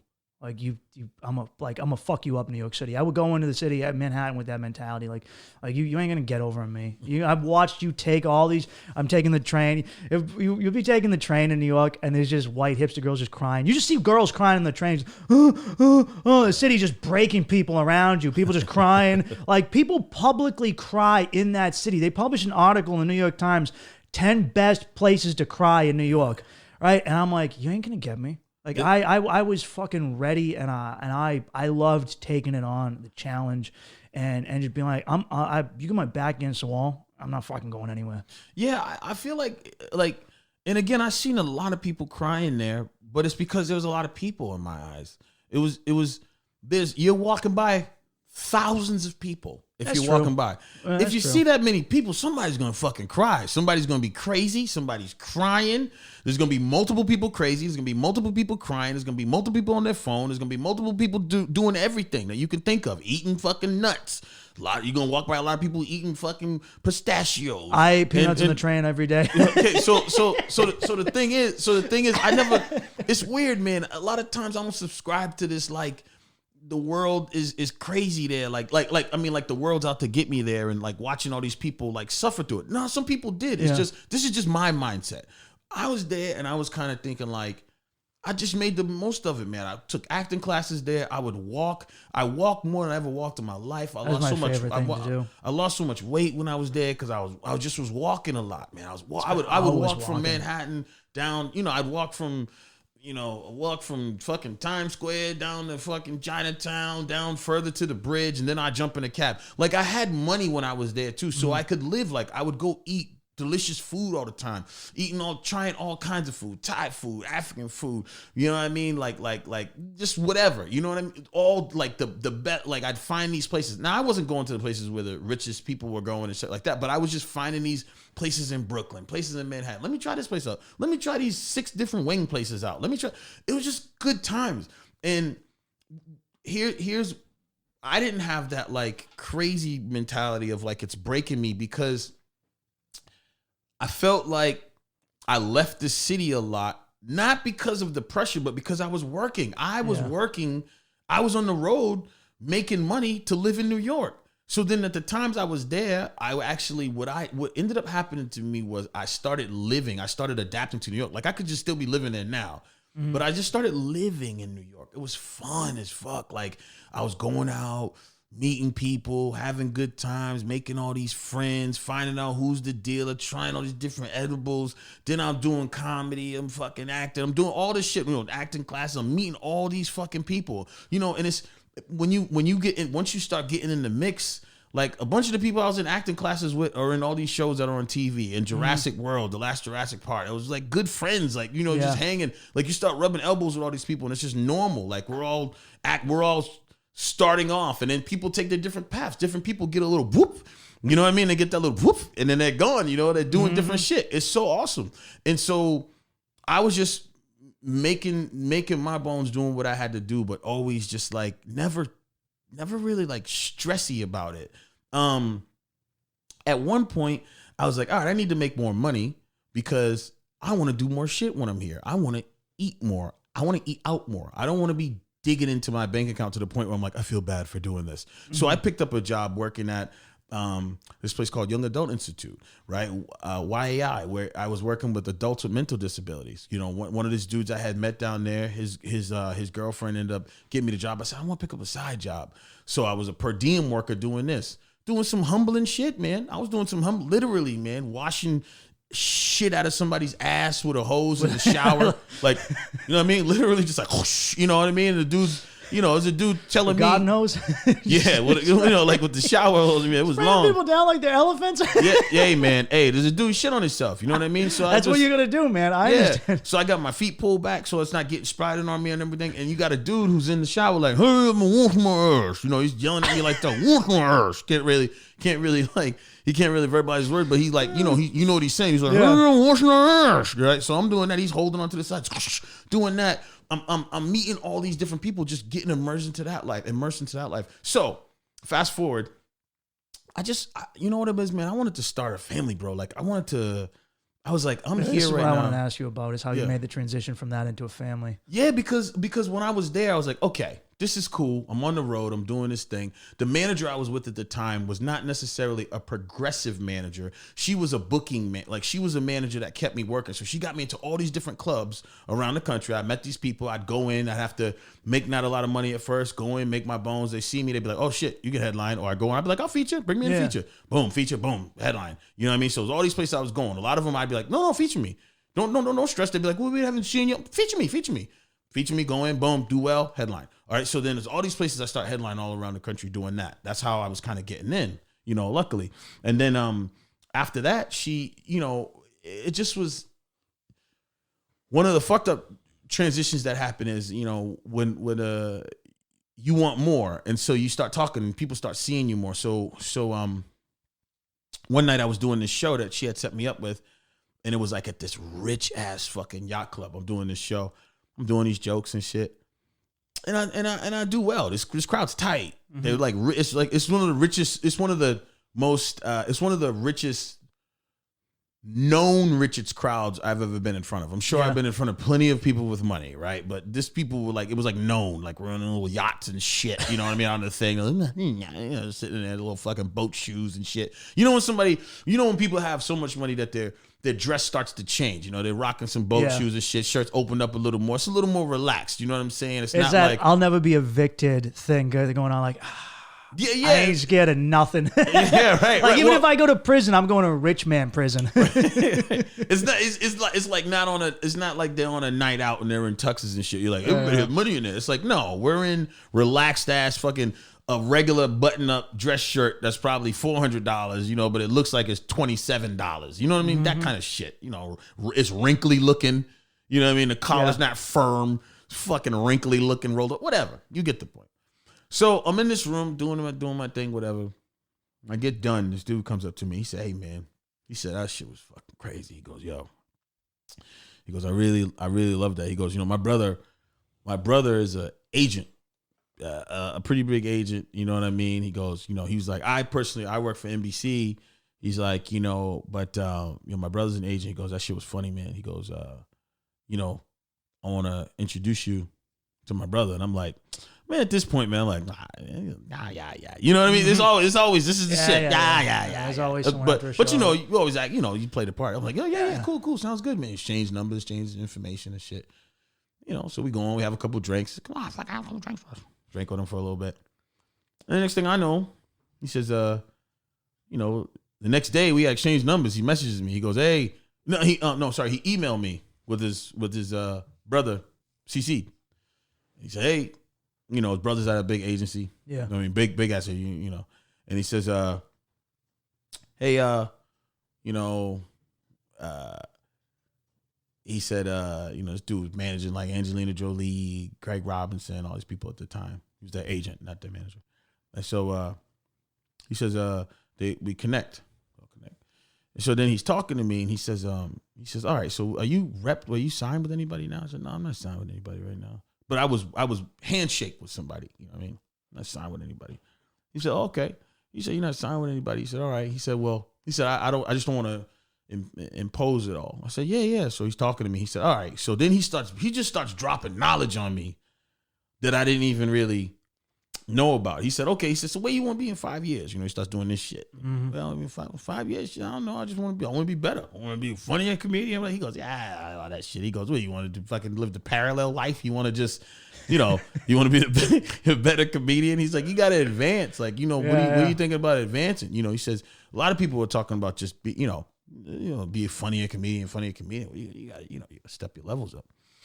And I was like, yeah. So we started talking about my manager at the time. He was like, well, it doesn't sound like you're getting many opportunities, with your current manager. Seems like you're in a parallel. So in 5 years, he said in 5 years, if you're in 25 more clubs, would you be happy? I was like, no, I guess not. No, I mean, I'd want to be doing bigger numbers at those clubs. Otherwise, I'm just working harder, not smarter. You know what I'm saying? If I could be working smarter instead of harder, then fuck yeah, I don't want that. He said, okay. He was like, so then he just started breaking the game down. He's just talking about the game. He's like, all right, man, well, look, no guarantees or nothing. He goes, my brother saw you. He said you're fucking amazing. So, I mean, my brother's, he's this is when people always flatter you. My brother's not an easy critic. So, if he says that, I got to take it. They love to say that shit. They do. They fucking, I've heard that so many times. That guy laughs at nothing. He laughed at you. Yeah, he laughed at you. Yeah. I've heard that so, I've never seen him crack a smile in his life. Did one for you. Yeah. So he said, my brother's not an easy critic. I said, all right, cool. He said, all right, cool. He said, well, listen, I'm gonna send one of the agents out because he was in LA. Yeah. But they have a New York office as well. They have a New York office. So he said, listen, I'm going to send one of the agents out, which is another well-known fucking agent, repping a bunch of people, right? So we're going to send him out to come check you out, at one of the clubs. Now, I wasn't in, I think he came to see me at Stand Up New York. I wasn't in Stand Up New York or anything like that. He said, I'm going to send him out to come check you. So I was like, the dude just made the call. This is how the shit did this. He made the call. Boom. I was like, okay, I'm on Stand Up New York. I'm just on the fucking lineup, right? So I go in to meet this dude. I meet him. We talk for a minute, whatever. Everything's cool. Now, right before I get ready to go up, because he's going to watch me now. He's going to watch his set, and then they're going to decide. Basically, this is a decision if they're going to rep me or not, And this has been like a fucking game changer. Big time game changer. This is all in New York. I'm living there with him. So right before I go up, this is Jay Farrell comes in. And this is before, I want to say this is maybe before SNL. Mm-hmm. Or maybe, no. He was on SNL. This was early. Yeah, when he just started. This is early on. So that must have been, 2013? Maybe. This was sometime around there. This might have been 2000. This might have been, I'm going to tell you right now, this was around 2012 or 13. Sometime around there. No later than 2012, 13, something like that. So he comes in and he starts, I didn't know him like that or whatever, but when he gets on, he starts fucking, he's murdering. He's doing this. He's acting like Eddie Murphy. Yo, he's doing Eddie Murphy's laugh. I can't do Eddie Murphy's laugh. But he's doing that. He's doing all these other characters and shit. He's doing all this shit, murdering. They're like, Jay Farrell. Because right when they said it, Jay Farrell, they're like, oh, Jay Farrell. Like, a bunch of people knew him, give his credits and shit. And he's going crazy. So then the dude's waiting to see me there. So after he leaves, they're like, all right, because I was supposed to go up. He came in, bumped, jumped up, boom, did his thing, boom, killed it. No words to him. He's just doing what he do, Then I went up and I did okay. It was around February-ish or something. It was close enough around where I was doing these Valentine's Day jokes. I love when you remember when in the year because of your act, because you had certain jokes in there. Like I would have like an Easter joke or a Christmas joke. Yeah. I had some Valentine's Day jokes in them. Them shits were strong, usually. And then the holiday passes and you're like, dude, I get maybe like 2 more shows before I'm a bum for fucking then you got to start prefacing as the past. What I was saying back on Valentine's Day, you get a good month out of that talking about just past tense in the fucking joke.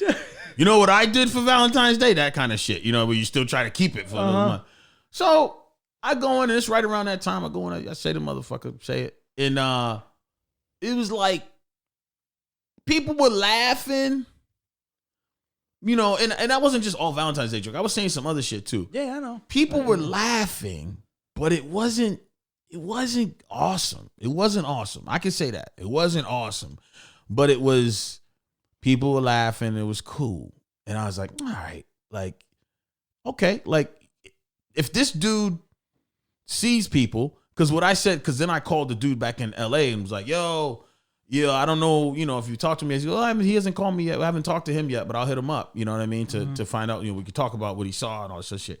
I said, I'm just letting you know, Jay Farrell came in, shut it down, you know, and then I mean, I was cool. I did well, you know, I mean, I didn't crush it away. He goes, man, this guy sees a lot of comedy, man. Like, yeah, he's nothing to worry about. He knows you got it or you don't got it. You know, and I was like, all right. So then I was like, all right, well, you know, I fucking got it, you know. That's what they say all the time too. Oh yeah. Whenever you're fretting over like a bad set, and then they're like, "We know if you got it. We know if you got it. We know if you got it." So, long and behold, I have the conversation. Finally, we're going back and forth. It's like a week goes by, and now you know what I'm saying. Like it would have been a quick week. He got on the phone with me so quick before, and now it's like a week goes by, maybe 2 weeks, and then he hit me. He goes, you know, he just said. It's not right for him right now. He goes, but that doesn't mean that's how I feel. He goes, you know, if you come to LA, if you come out to LA or whatever, you know, then that he's like, that's me, you know, from what my brother said, you know, I would like to deal with you that way. If you come out to LA, we can talk then and, you know, we can go from there. He goes, but for him in New York right now, it's kind of like I don't think it's going to work right now for him. It's not what he's looking for right now. And I was like, okay. Now, I wasn't hurt or devastated or anything by it because I see how it went. It wasn't awesome. Like I said, I know it wasn't. Yeah. So it was kind of like, okay, well that was cool. That was a you know, it was like a, you know, it was a shot. It was like I missed all the shit spreading. You know what I mean? I just missed it, right? But it wasn't sad or nothing like that. It was almost like, okay, cool. So like anytime anything like that happens, it just like fuels me a little bit to just be like, all right, cool. I got some more work to do. And then I probably shouldn't have picked that collaboration of jokes. That's always you start going back to the jokes that you picked and et cetera, et cetera. But yeah. What do you do them in and all that shit. But at the same time, I shouldn't have been doing no fucking Valentine's Day jokes for a dude who's coming to see me for like it just was stupid. Completely understood that. Now, because it wasn't like he said anything bad. He actually was like, it was good. But it's just not what he wants. You know what I mean? The guy's give you that little nice thing. So then I just was on the road a lot, man. And I was getting in the other clubs. You know, I was in Dangerfield. I was in the Stand. Dangerfield's the Stand. The Strip I used to go to, I wasn't necessarily past at the Strip. I had worked at Stand Up New York that time and another time. But I wasn't like in. And then I was in like the, you know, like Times Square or something. LOL or whatever. I think James might have even helped us go to those clubs. But like, you know, I really was like, some of them I was like, man, I ain't working at this shit. Like some of them I just wasn't even feeling. I was like, I get more from work. I'm working a lot. I was working way more than the comics that were around me in New York. I was working way more, getting more quality shows. I remember sitting around with guys one time and they said, we're sitting around with this group of dudes and they were like, these are guys in New York. Cause I was just trying to immerse myself into there, like going to these mics and I was doing all that shit too. Oh yeah, I did that. Yeah. And I remember a guy said to me, he said, yo, it was like a bunch of comics sitting around. I was just listening to, because I didn't want to be like, I've done so much shit. Fucking headline before I moved here. I just played back. I just was quiet. I just let everybody say whatever. Because I just wanted to kind of just get into the mode, fit in, and see which jokes I was going to use. Because the weird thing, I'll throw this out there too. If you think about moving to New York, the weird thing is you get this, no matter what level you are, unless you're like, you know, well known and shit like that. There's this weird thing where you're not sure if you should go and do all your A shit in shitty rooms, you know, and just these mics. Should you be out there doing your A shit while other cats are up there throwing shit at the wall? Or should you be playing Joe Cool and just throwing shit at the wall and trying out your new stuff? Mm-hmm. It goes a pro and a con. If you're in there throwing all your A shit out and other people are just in there kind of working it a little bit, it's kind of like, this dude over here, man. You know what kind of room this is, you know? But on the flip, if you're not really working, there's not going to be other comics that are looking at you to put you on shit that they have going on, just like when you first start out here. You need to let them know you're good.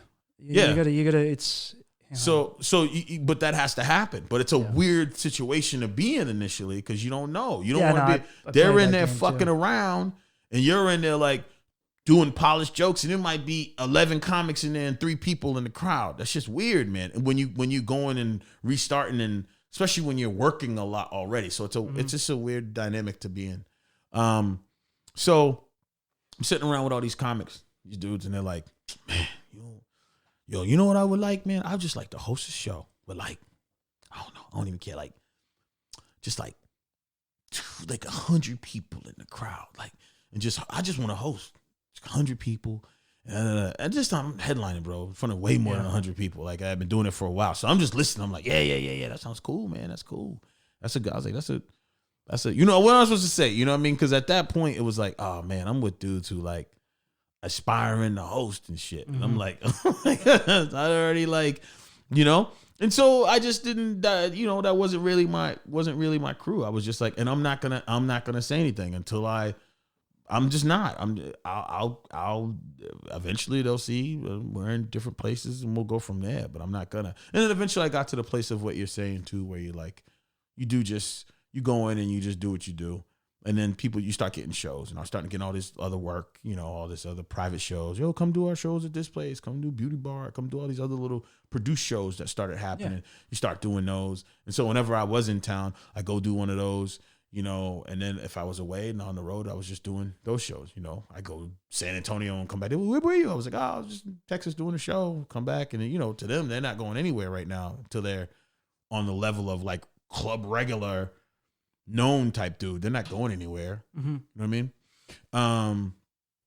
Fast forward to how did I come back to Boston to be a dad? And, because while I was there, I'm on the road, I'm working, I'm doing whatever, and I'm like, man, I was like, I'm on the road so much. I feel like, and I don't like living like this. I was like, I like to be able to have people come over, and I like to entertain without thinking a roach is gonna be on them, when I'm seeing mice and shit. I was like, that's just not my MO, bro. Like, I'm not that dude, man. You know what I mean? I like to entertain. Either I'm gonna stay here and have my own shit, but it doesn't make sense for me to pay for that because I'm always on the road. And I don't want to be a comic who is 50 plus.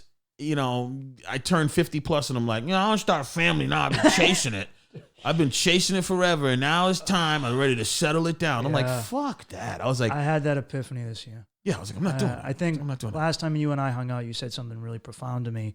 And I was talking to you about the fact that I had come to this realization of, you know, I'm always like, oh, I'll do that when I get there, which is such a, when do you get there? Because where you want to get, you keep moving the goalpost. Yeah. You're chasing a horizon, and the horizon's always going to keep being there, and you keep going. And wherever you get, you can be like, oh, I need more. And then I'll get the woman and get the kids, and I'll have the dream. And I looked around and I saw guys like you and Tony V who had, you know, were successful and had families and were happy. And I looked at people I saw with families, and I looked at my family who had kids and were happy. And then I looked at other comics who were even more successful who were alone. And I was like, I don't care if I have these accolades.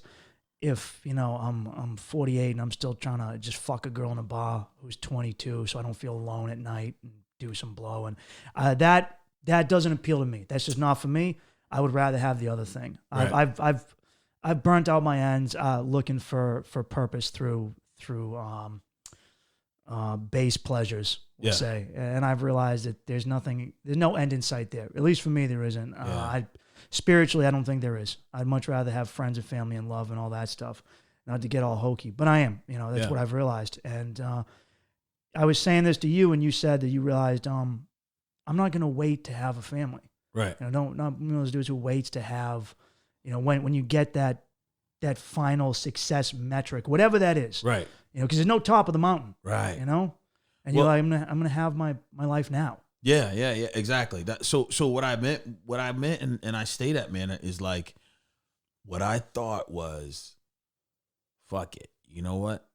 I'm just gonna start the family, man, and then the family can grow with me as I grow. Yeah, that's exactly what you said. Because again, we have this fucked up thinking that is planted into your head that like, you gotta suffer. You can't have anything. You'll never make it if you have a family. You're never gonna go anywhere. And it's like I don't know, man, but it's so dumb to me. I'm like, I don't care about what other people, how they did it, what they did. I don't care if they lived in New York.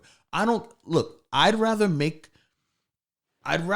enough money. Like I've said this to some other agents and stuff, I'm rep now. And I was like, I'd rather make enough money that if I need to fly back and forth, I will, even if it's ridiculous. Like they're like, you just paid $300 and you got to pay another $600 to go back, in 2 days. I'd rather do that. Keep the family where they are because that's where they want to stay. Until if I'm forced to go there, then I'm forced to go there. And I know they're like, oh, that's not what someone, an agent or something like that wants to hear. I get that. A lot of times they don't want to hear that, like, oh, you're not living there or whatever.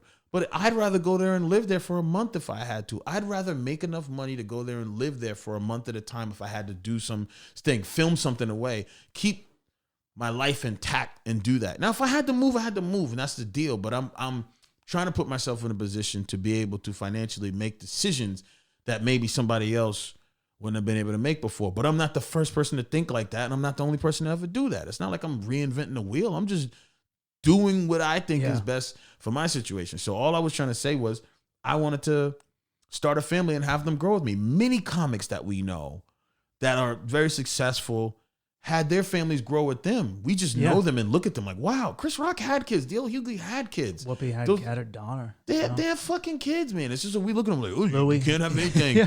So many people have it while they're doing what they're doing, while they're grinding, while they're doing it. And it's like, but that's not what you're supposed. No. You want to be able to blah, blah, blah, blah, blah, blah, blah. You want to be able to just make your moves and do whatever. And so I was like, no. And then again, I used to just think about the pain of it, of being like 50, looking at some of these dudes. I've seen many comics that are just sad.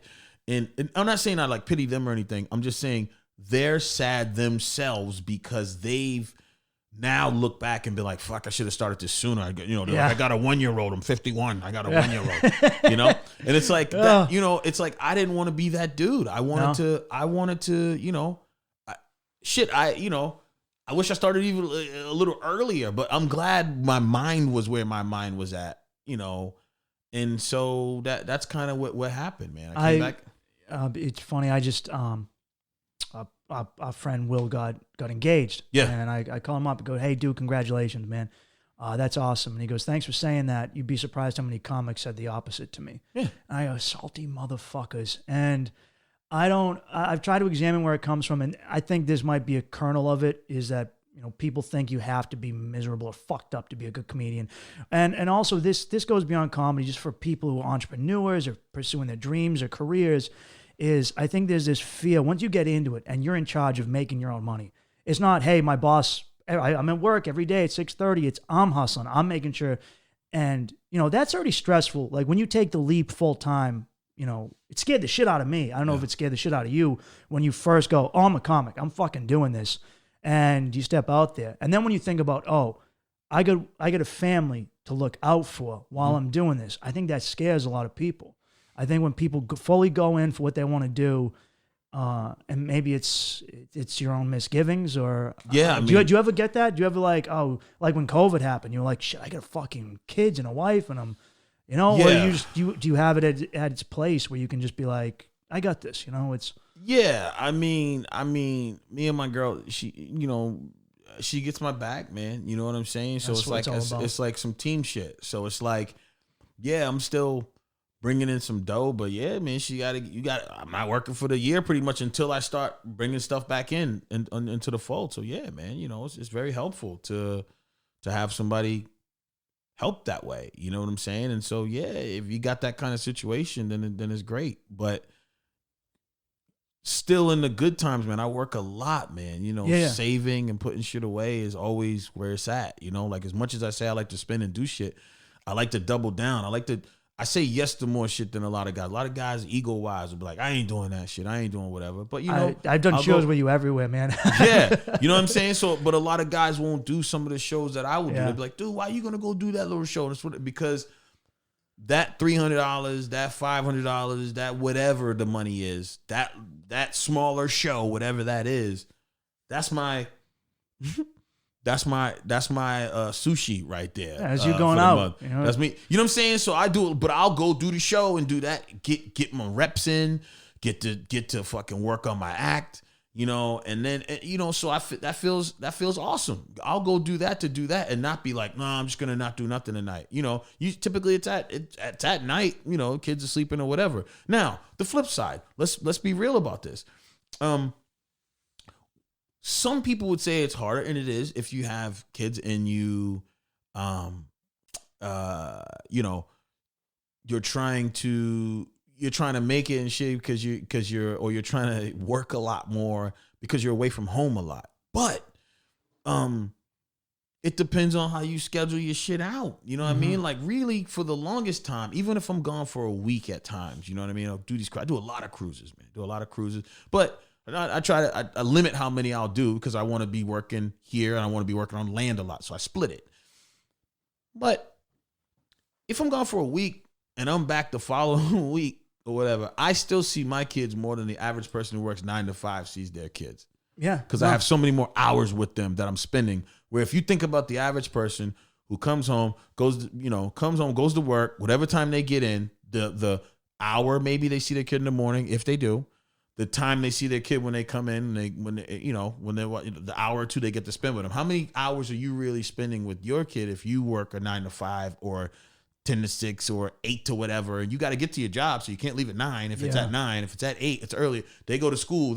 Whatever your situation is, I probably spend more time with mine. So then it's like, worry about your own shit. Yeah. So those kind of things. Then on top of it, working from here, not living in New York, not living in LA, it's helpful. It's a different move, man. Just trying to also stay in the home base and operate from there. I think so.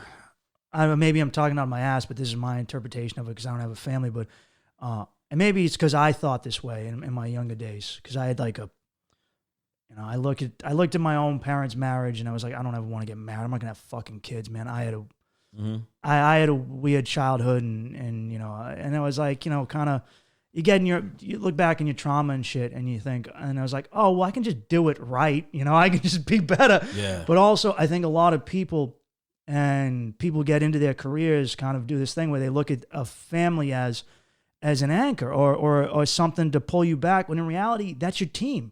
They're there to fucking support you. Yeah. They give you the happiness to create. And if you got a good woman or you're a woman with a husband who supports you, that's your fucking ref in the corner. Being like, get back in there and knock that motherfucker out. Yeah. And your kids inspire you to be better. They give you material, all of it. They're not a burden. They're your fucking allies, man. Yeah. One thing, and I'll say, and we got to be very clear about this. Like Tiffany Haddish just had, They're Ready.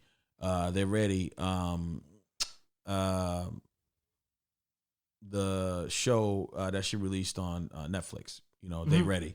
And it was Dean Edwards, it was Godfrey, Tony Woods, I can't remember the other two. Hilarious though, two hilarious women.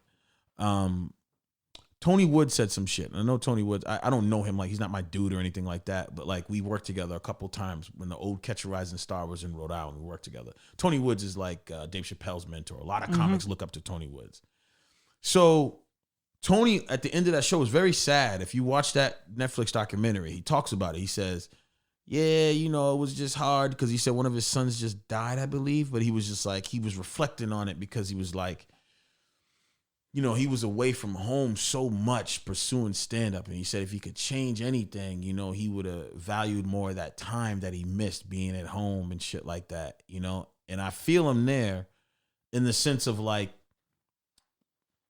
I'm gone, but I'm not probably gone as much as him, nor do I want to be gone as much as he would be gone. I want to make decisions that, if I can, I want to balance it out so that I am getting a lot of time at home and I am getting a lot of time to focus on my career. I want to do both, and I'm figuring out how to do both as opposed to just chasing it, being on the road every weekend or whatever. It's like I want to work smarter, not harder, but I also, I'm not going to be able to go in every weekend and be doing some random thing. Like I'm going to have to, it's gonna be Saturday night, Saturday, Friday, Saturday. I'm not going all week. I'm not doing it. You know what I mean? Through Sunday. Yeah, I'm just not. But you gotta put yourself in the positions to be able to start doing that shit. So that's the kind of things I'm thinking about because I want to have both. But I don't want to be missing. I don't want to miss all my kids' games when they start playing games, and I don't want to miss all the birthdays and shit. Like, life of an entertainer, you miss everything. Fuck it. Like, I don't feel like that. I don't feel like, oh, I'm so much happier being away from them. And how do people live like that? There's all these old sayings and all these old things. Yeah, where, I've heard them all. Where people are like, I think Seinfeld says one where like there's these guys, they're out, they're on their way to a gig or something, and maybe the bus breaks down or something. Like, I could be butchering this, but it's like the bus breaks down. There's all these guys in a band, and they got all their equipment, and they're like trudging through the snow and shit. And it's Christmas, and they're all trudging through the snow and stuff like that, and they're carrying all this fucking equipment, and getting all soaked and stuff. And then they walk by a house, and they look in, and it's like a family in there, just like laughing and joking and having a good time. And the dude who looks in the window looks at the other guys. He's like, how the fuck do people do this shit? Right? He just turns around and they keep walking, right? It's like, dude, it's like, but I'm not like that, man. I like being in the house, man. I like both too. I'm like you. I want like I always thought like, well, I want to keep traveling. Like I love it.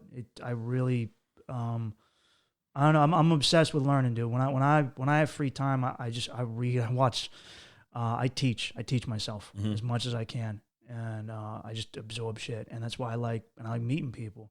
But I also like spending time with people I care about, and just you learn to weed out the motherfuckers you realize aren't good for you, or wasting your time. It's like my time's valuable, man. Like this shit is like I was allotted a certain amount when I was born.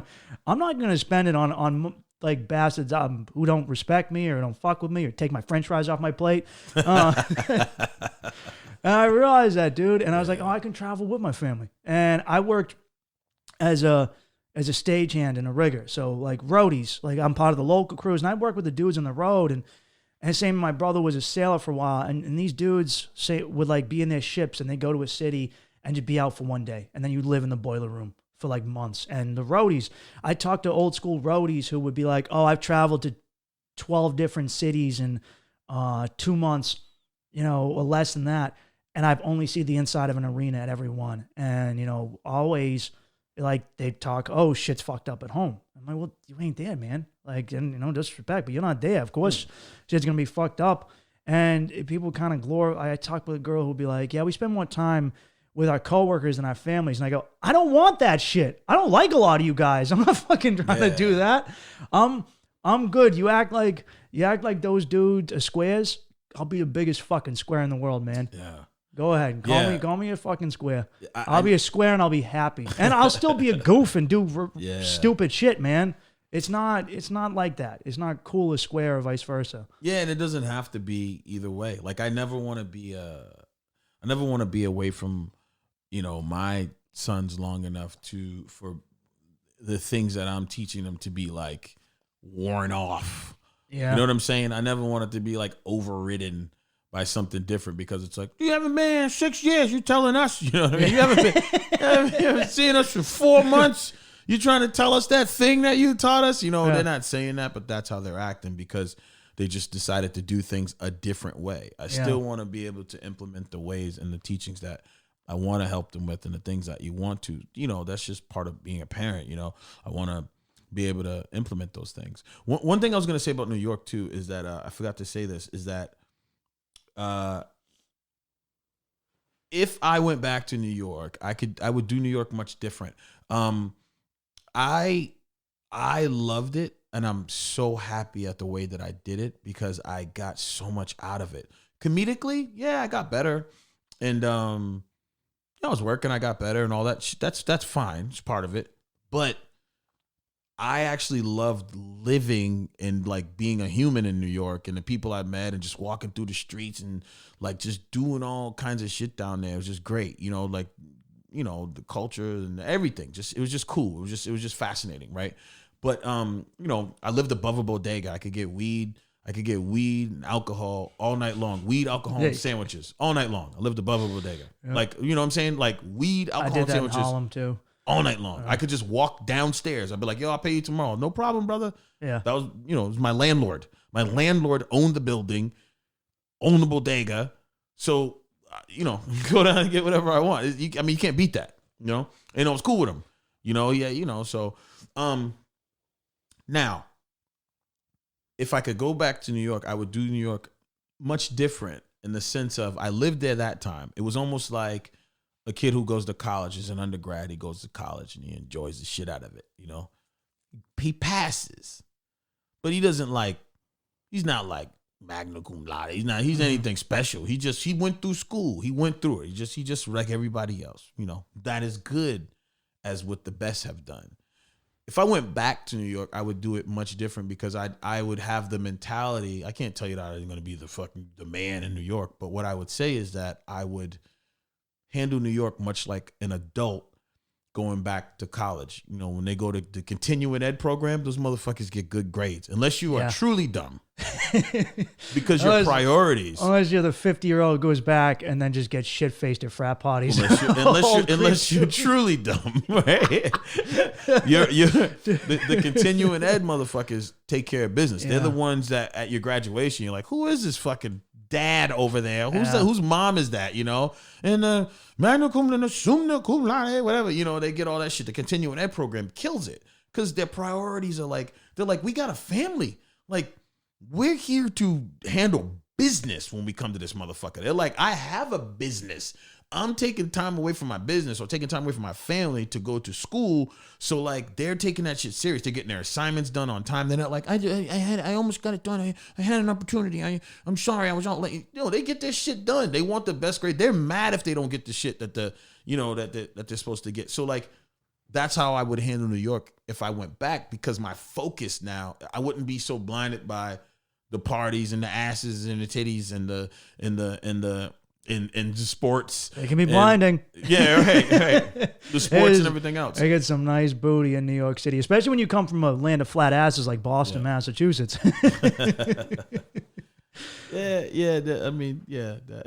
There's some plumpy booties here too. I know, dude. I know exactly what you mean. It's like when people talk about Vegas and people can't handle it. Some people get out there and you have everything at your fingertips. It's like 1 minute you're in Queens and you're copping pills, and then you're in Brooklyn getting your dick sucked, and then you're in Manhattan hanging out with you're just at in a party, and you're like, who are these people? What is this? Zebras on the wall? What is this place?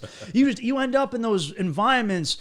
Well, I remember just going to like a magic show in a warehouse, right? And next thing I know, I'm eating a cheeseburger in Chelsea, in all the gay bars. Just one great burger place, and then you're underneath playing in a weird speakeasy playing pool, and it's like it feels like a dream, like an acid trip. Yeah. And it can be good, but you can also let it. I had to coach myself to take nights off because I was so gung ho about what I was doing. I didn't give myself sometimes time to breathe. Yeah. And I was like, you gotta come up for air sometimes. Yeah. I wasn't doing anything extra crazy. It was just that I was living, man. I was a dude living in New York. You're gonna live. So I was hanging out with people from my acting classes. I was hanging out with my roommates, meeting their friends, hanging out with them, deciding to have a party, bringing people over the house, met a whole crew of people that we used to watch Patriots games together at a Boston bar that I found in Brooklyn. So everybody's going over there watching the games. It used to be so dope. You know what I mean? Getting cool with people to I'll tell you this real quick. I'll tell you one of the most fucked up things that happened to me when I was there, quickly, right? Yeah. So on my block, I lived on the block where I lived. It was cool. People used to hang outside sometime and shit. A lot. People be hanging out on the block. In New York, man, it's like block to block. That's what you learn. Like it's like you live in Brooklyn, it's like block to block. One block can be fucking great, feel safe. You can go 2 blocks up, you be like, shit, it's just going down over here. Like, you know what I mean? Somebody's gonna get murdered over this motherfucker. One block makes a world of difference. Makes a world of difference. Oh, right? dude. Block to block, right? And literally enough for you to go, whoo-hoo! You could go that loud. Somebody's right over there, and then but you block over, nobody's fucking with you. All right. So, anyways, where I lived was nice, man. Nice. You know, police station at the end of the corner. I remember when I first got there, I was like, this is gonna be a great neighborhood, whatever. You know what I mean? Police station on the corner, park right there. Can't be in the park super late at night and shit like that. It's cool. So, anyways, I'm walking through my neighborhood and I started getting cool. Like I started getting comfortable in my neighborhood. Like, cause I sit seeing the same people and I'm vocal, man. I was like, hey, what's up, man? Hey, what's up, man? What's up? What's going on? Mm-hmm. Start meeting people, meaning, you know, their names and stuff. You know, I don't know their names, but we just see each other a lot. Yo, what's up? Hey, what's up? What's up, Silver Car? You know, I just drive a Silver Car. What up, Silver Car? You know what I mean? Really? They really went all out on these nicknames, huh? Yeah, so you know, because people just learn your habits. They know you live there. They know whatever. They see you. Oh, dude, I was like the only white dude in my neighborhood, and I was the white dude who wore shorts and walked up Broadway in Bed-Stuy. Like everyone would just be like, "What is this white dude doing? It's January. Yeah. Out here wearing like old ladies would stop me like, you know, it's cold outside." Yeah, I was like, "Yeah, right. it's okay. I'm white. I can do it." I love my neighborhood, man. I got cool with all the restaurants, man. Like I said, all the Jamaican restaurants, just other West Indian restaurants. I told you before, Thai, Chinese, like, you know, just like cool enough with it. People were like, hey, what's up? You know, like they knew me, you know, so it's just cool. So in my neighborhood, I'm walking by, and my neighbors started knowing me, but they a lot of them hang out in pockets. They all lived there for a long time, you know. Gentrification hadn't really spread through this particular block so much yet. These people have been here for a while, you know.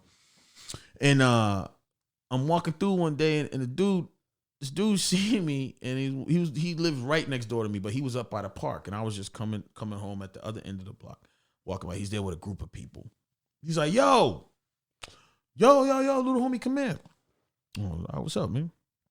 Because I was walking on the other side of the street. He was like, what's up, man? I was like, nah, I'm chilling.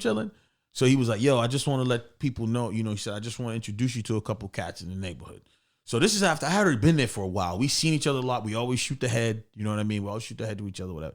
So he was like, listen, this dude right here, I can't remember their names, but he was like, this dude right here, let's say he says his name. This is Frankie, whatever he said. Anything you got wrong with your car, fucking Frankie can fix that shit. Anything underneath the car, Frankie got.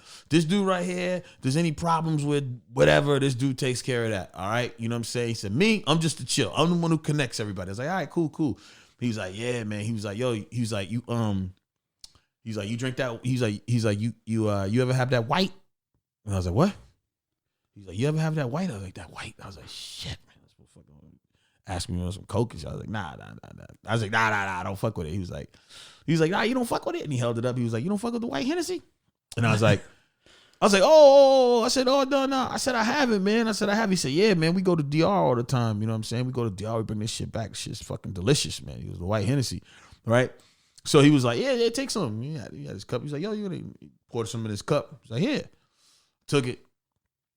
And like, I didn't want to take it from him because like the dude's teeth, like, you know, like all of his teeth were fucked up. Like they were like, oh man. Like a jack-o'-lantern? Nah, they were worse than that. They were all like rotten, like some hillbilly shit. You know what I mean? But he wasn't like a hillbilly, but it was like all of his teeth looked like, they all look like sugar daddies. Like they all look, but they were like, you know when someone's teeth are like rotten, like they look like they hurt. Yeah. You know what I'm saying? Like but it was just the top. It's like, yeah, but it was just across the top, man. They were all like they looked like melted sugar daddies across the top of his teeth. Like they were all like, the teeth were like, I don't want to say disintegrated, but they were like half teeth, but they were all rotten. You know what I mean? I said, oh shit. And so he had poured some of the drink in his cup, motherfucker. Oh, so he had to drink it out of his. Listen, man. So he had poured the drink in his cup, and he was like, "Yo, man." He said, "Hey, oh, yo, Buck, hey, man." He had poured it in there and shit, gave me the thing. I said, "Fuck." Now I'm there with all these dudes. All these motherfuckers, you know, whatever. Everybody's I'm getting brought in, like I'm getting introduced after I lived there for, you know, a year. You know, I'm just getting the this guy does this, anybody fuck with you, you know, you let us know. Yeah. Giving me this, and now I'm in his drink. Now I can't give this shit back to this rotten tooth motherfucker. He's giving me a drink, so like I'm like, oh, it's good. He said, go ahead, man, quick. I finish that shit, dog. Finish that shit. I said, fuck. I'm not shy or anything like that. And I could have been like, nah, dog, but I wasn't cool enough with him yet to be like, man, now with them teeth. Yeah. And so I drank it and I was just like, oh, I want to throw up, you know. And I was like, he was like, yo, you want some more? I was like, no, I'm good, man. I said, I got to do some shit, man. I got. I just made up something that I had to do. I was like, do sit-ups. Yeah. And I walked away and I was just like, oh my God, I can't believe I just drank that. Because I just thought about like those are his boys. Yeah. His boys probably don't drink after him looking at those teeth, right? Because it wasn't like this was a fucked up group. Everybody's put together except his teeth. So I know they probably was like, ooh, you got him with them teeth. You know, it's probably just so nasty to them. But like shit like that, I'm grossed out by shit like that. You know what I mean? I know. So I just was hoping that the alcohol killed whatever was rotting in his mouth. And it wasn't like I had much time to say a lot of no. He was like, yo, that white, yo, you man, take the, and he's looking at me. He's like, yeah, go ahead. And I'm just, all those teeth. And it was all just like a quick transaction. So I was kind of stuck. It was weird, man. It was like I was stuck enough that I couldn't be like, nah, he poured extra shit in there for me. Oh my God. I'll never fucking forget that. But the cool part about that story was I was kind of like, you know, it was just like, I was just in the neighborhood and it was just kind of like cool. Like it was just, I got cool in the neighborhood, you know? It's funny when, cause those altercations too, doesn't have to be an altercation, but you're like, oh man, am I going to piss this dude off? You know, am I going to end up on the bad side if I'm not fucking with these teeth, dude? Yeah. Or you hand it back to him and you don't want someone to feel insulted. Yeah. I didn't want to insult him more than like the back. Yeah. I didn't want to insult him. I didn't want to. It's so weird. Like I don't get awkward often. That's awkward. That was awkward for me. Some other people get awkward in a much less awkward situation than I would think. To me, a guy handing me that with those rotten teeth and him pouring more in there at the time, I think about weird, gross shit. The grossest part about that whole thing with me is that there was some already in there and he topped it off with some more. Then when I took a sip, he said, go on, finish it. Oh, so you get like the backwash. I'm like, you get the rotten teeth back. You get the sugar daddy wash. Yes. It wasn't a fresh cup where I had to just deal with the lippage. Yeah. It was the goddamn, there was something in there already. So he already was there sipping and shit. They weren't taking shots. They were all up there sipping. He gave me his cup. And it was just like, and I had never been that close where I seen those teeth. And I was like, oh, this dude got me. I had one kind of like that where, so I was where I lived, I was out like on the border of East New York and Bed-Stuy. I'd either take the JZ, the L, or the AC, and I was always going to West 4th Street, which is where Greenwich Village is, all McDougal Street. So I was always at that station. I run into a dude there, homeless dude, and I don't know, he just comes over, he starts talking to me, we start shooting the shit, and he's kind of like, he's super peaceful, and he's having this heart-to-heart, and he's an older black, and he's like, call doesn't matter, man, you my boy, and, you know, he's drunk, and you know, he gives me daps and we're chilling. He's talking to me about life and stuff. And he goes, you know, man, I think he asked for money. I was like, Dad, sorry, man, I can't help you out. I don't got much even for myself. And he goes, oh man, you know, well, can I get a hug, dude? We're brothers, man. And I go, dude, homeless. He's looking rough, man. And I'm like, I don't want to be like a dickhead, man. Like we had a heart to heart and everything, but like this dude is sleeping in this train station, and these train stations, like they're gnarly. Like I've seen, nasty, dude, I've had rats creep on me in stations. Like I've been like the old like Bowery JZ stations that are deep down in the earth, and they're dudes are living like mole men, and they're dripping water and sewage. And this dude, and I'm like, fuck. I give him a hug, and I can kind of, he stinks, and okay. And I was like, all right, you know what, man? It's my friend, dude. We had like a thing. We had like this moment.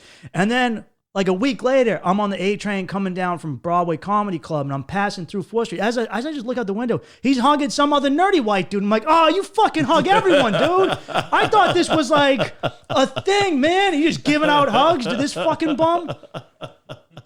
I thought it was special. I really did. It honestly ruined my day, dude. I was like I got cheated on. I was like, I could have passed up that hug. Something I learned about New York when I was living there. I didn't know this until I was at a party, actually at my house and one of my roommates. I had two roommates. I actually had three at one point. I had two roommates. One of their friends was like, "Yo, you know, there's people that live underground, like under the." that live in the subways and shit, like live Oh yeah. below or some shit, like it's like, no, it might even be in the sewers or some shit.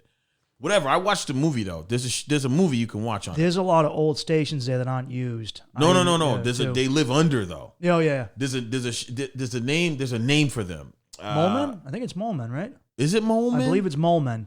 Okay, maybe it's Moleman. Then. Yeah. And I watched it. I was like, oh shit! Like they just show where they live under all this stuff. So there was that thing I watched, and then I watched this other thing when I was living there. It was called, I think it was just called Rats.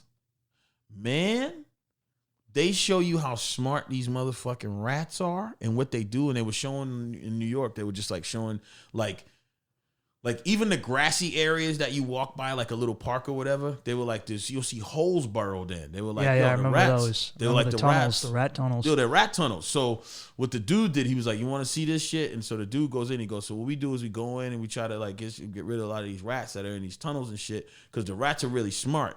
He goes, so what they do is the guy just went and he started like jumping on this area of a park. Like he just would see, when we see a bunch of holes like this, he goes, watch this. He starts jumping. Man, you just see all these rats they just fly out. He's like, yo. And then what they did was they showed like, it was so cool. Like it's if you love animals, this was a cool thing. If it's rats, it's diseased and shit. A lot of them carry a lot of diseases. So this is a nasty part of it. But they were just showing how smart they are. And so what they would do is the rats come out of the ground wherever area they are. So sometimes they're in those holes, sometimes they're other places. They start to figure out the shortest route, because there's garbage that's always out on the streets. You know what I mean? The big bags of garbage when it's out there, garbage nights and stuff like that. It's a few times a week, a couple times a week at least. All those bags that are, when you walk about those fucking green bags on the street in New York, the trash. Yeah. So what the rats do is they're like, all right, word. They figure out, they start going, they figure out the route from wherever they're coming from to get to those bags and get in those bags. And they just be a bunch of them in those bags. Like sometimes you walk by those bags, it's like, you hear the bag shaking because they're in the bags just grubbing. So they show them. And what they do is they just watch them for a while. They're like, watch how smart they are. And they eventually they'll go a couple times. And then what they do is they figure out the tightest route to do it. So then they figure out the tightest route to stay close to the curb. They might run down, they stay as tight as possible to get to the bags where like to be for minimum visibility. So they show them as they do this. They're like, look how fucking, how smart, how quickly they learn. They come out the ground, boom, stay streamlined, boom, boom, boom, boom, boom. They all follow that track, bang, bang, bang. So it's like boom, boom, boom, boom. So you have less chance of seeing them. They just stay close to shit. They're not like in the middle of the street, like blah, blah, blah, blah, shit, and then they get into those bags. Or then they start learning like, oh, there's a sewer right there. Okay, so they look, they see, they're like, okay, cool, we got to go this way, go under, boom, come back up this way, come out the sewer. Then they just stop coming out the sewer that way, which is right near the bags. They're like, look at this shit. So they show that, which was crazy watching them do this. That's one. The second thing they showed is, they said rats are super intelligent in the sense of like... Yeah, they're very smart. They said they're super intelligent. So like, what they'll do is, it's hard to poison them. You have to keep switching up these poisons and stuff. Because what the rats will do is, when they put something out that looks foreign, right, and you put it out, it could be with some food or whatever, the rats will send the weaker rats. They'll send the weaker rat. They send the bitch ass rats. Yeah, they'll send the weaker rat to go try the food. And if he doesn't die right away to try the poison, they'll be like, what is that right there? Try that shit right there. If he doesn't die, you know what I mean? I don't know what the time frame is they give him, but they test it. Because they won't all go. They all look at it. They'll just be looking at it and they'll be like, you go get it. They're going to eat it. If he dies, they say you can put all that shit out you want. They won't touch it. Mm-hmm. They know better. You know what I mean? Now, if he eats it and he lives in, I don't know the time frame. I don't know if they're like, give him 30 minutes. You know what I mean? I don't know what the time is. I don't remember that part of it. Sitting there with a stopwatch. Yeah, you know what I mean? He's like, all right, he's good. His tail's still moving. But I don't, just it was impactful enough to know that they're smart enough to send the weakest one out to try it, because they've become conditioned. They've adapted to the fact that people are trying to poison them. So you have to be very smart. And especially over time, they're not all getting a chance to eat the same thing. If they see some of them have died after they've eaten that shit, then the rest of them, they just don't eat it. They just move on. It's like when there's a dirty restaurant near you and you send one of your friends to go in to eat, see if he gets diarrhea first. And you're like, you didn't get it? All right, we're good. I had so many fucking interactions with rats in the subway, and I was always underground. And I remember, I was hustling, and I used to hustle a lot in Chinatown, and I would just walk through the Manhattan at night anyway. And And I spent a lot of time in Chinatown late at night alone. I'm walking down the street, and on trash nights, there's just pyramids of trash bags. No, people in the suburbs don't realize they're not in garbage barrels. There's no you're not getting tickets. There's mountains of garbage bags overflowing the street. And I'm walking by one, and all of a sudden this rat, I spook him, and he falls out and makes a thud on the sidewalk and gets up and runs. And all of a sudden, the bags erupt, and a mountain. It was like the bags came alive, and a mountain of rats were pouring out of these bags in front of me in a river of tight rats of just black fur. A full furry black rat river began flowing like a single entity up the stairs and then underneath the stairs of the doorway of a Chinese restaurant. And no less than like 500 rats, dude. I remember sitting there and having to wait like I was at a railroad crossing. Yeah, it's fucking nasty. Dude, this is so fucking wild. It's so nasty when you see that shit, and you're like, wow. And I go, someone eats here, dude. Yeah. You have no idea. Yeah, no idea. You know, I'll tell you one other last rat thing that I seen right near my house. I'm so mad I didn't catch it on film because it's like unbelievable. But I was driving, I was looking for parking. You know, driving by, I just circle the block a bunch of times. That's the downfall to like when everybody's home at night. You know, if you go out, you come back late, might be circling the block, or I circled the block a bunch of times, or I could just go a block or two over. There's always going to be parking, but like I want to park closer to my house. So I'm circling the block like I'm at a fucking mall looking for parking. Anyways, one of those I'm circling on one of the streets, man, I see a cat chasing a rat. So I'm like, oh shit. You know what I mean? I'm like, yo, that shit's crazy. Bro, I slow down and I'm watching. The rat turns around and starts chasing the cat. They just keep going back and forth. The rat chases the cat chases. I park in the middle of the fucking street, and I'm like, I gotta catch this on film. I get out because I had trailed it for a little bit, and by the time I got out to do it, they both like ran away. You know what I mean? But it was like the cat was like running for real. Like the cat was staying away from the rat, but he was chasing the rat, and the rat. It was almost like, when you watch Animal Planet. Sometimes the body language of the animal that's pursuing the other one will make it retreat until the prey turns around and actually stands up for itself. And then it makes the predator be like, oh shit. And then it just flipped the game. That's what it kept doing. The rat kept being like, the rat would run. And then because someone was like, oh, maybe they're playing, but it wasn't like that. It was like the rat would try to run and get away and the cat was like right on it. Yeah. And then the rat would turn around and be like this. And the cat would be like, you hear it's like, you know what I mean? It would like back up and try like turn around, and then it would turn back around. It would like get a little distance where it like got its confidence, turn back around. It was crazy. I just wish I caught that because that I don't think you can't beat that, seeing a fucking rat chasing a cat. No, you know what I mean? had so many moments when I was out there where I was like, I didn't have my phone in time for something, and I was like, no one's gonna believe I see this shit. Right. Like especially some of like the wild or like fights I saw. Like I definitely saw some dark shit out where I was living where you just don't want to like seeing, pimps beating on women and shit and just like wild. It's like, oh shit. Like just wild. I saw some wild shit where I was living, and it was just like just, and you tell people and like, they think it's like a movie or something, or just like occasionally you find like a perfect little space in the city, dude. And you have those moments where you're sitting on a dock over by the fucking Hudson River and someone's playing music while you're smoking a joint. And it's just like, oh, this is it, man. Yeah. It's, and no one, you try and capture it, but I don't really get it. But that's the beauty of what that place was. Yeah.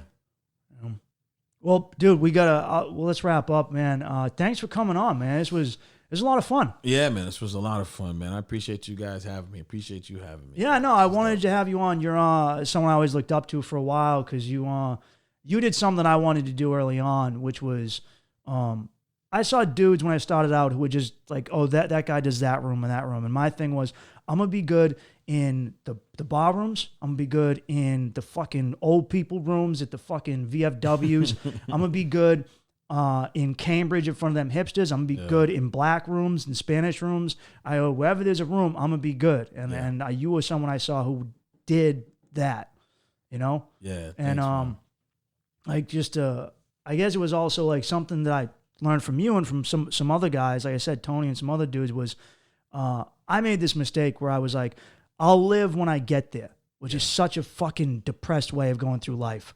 Is when I get the thing, whatever it is, your dream, your career, whatever you're putting out there on a pedestal. All right, I'll live when I get there. Like, no, dude, live now.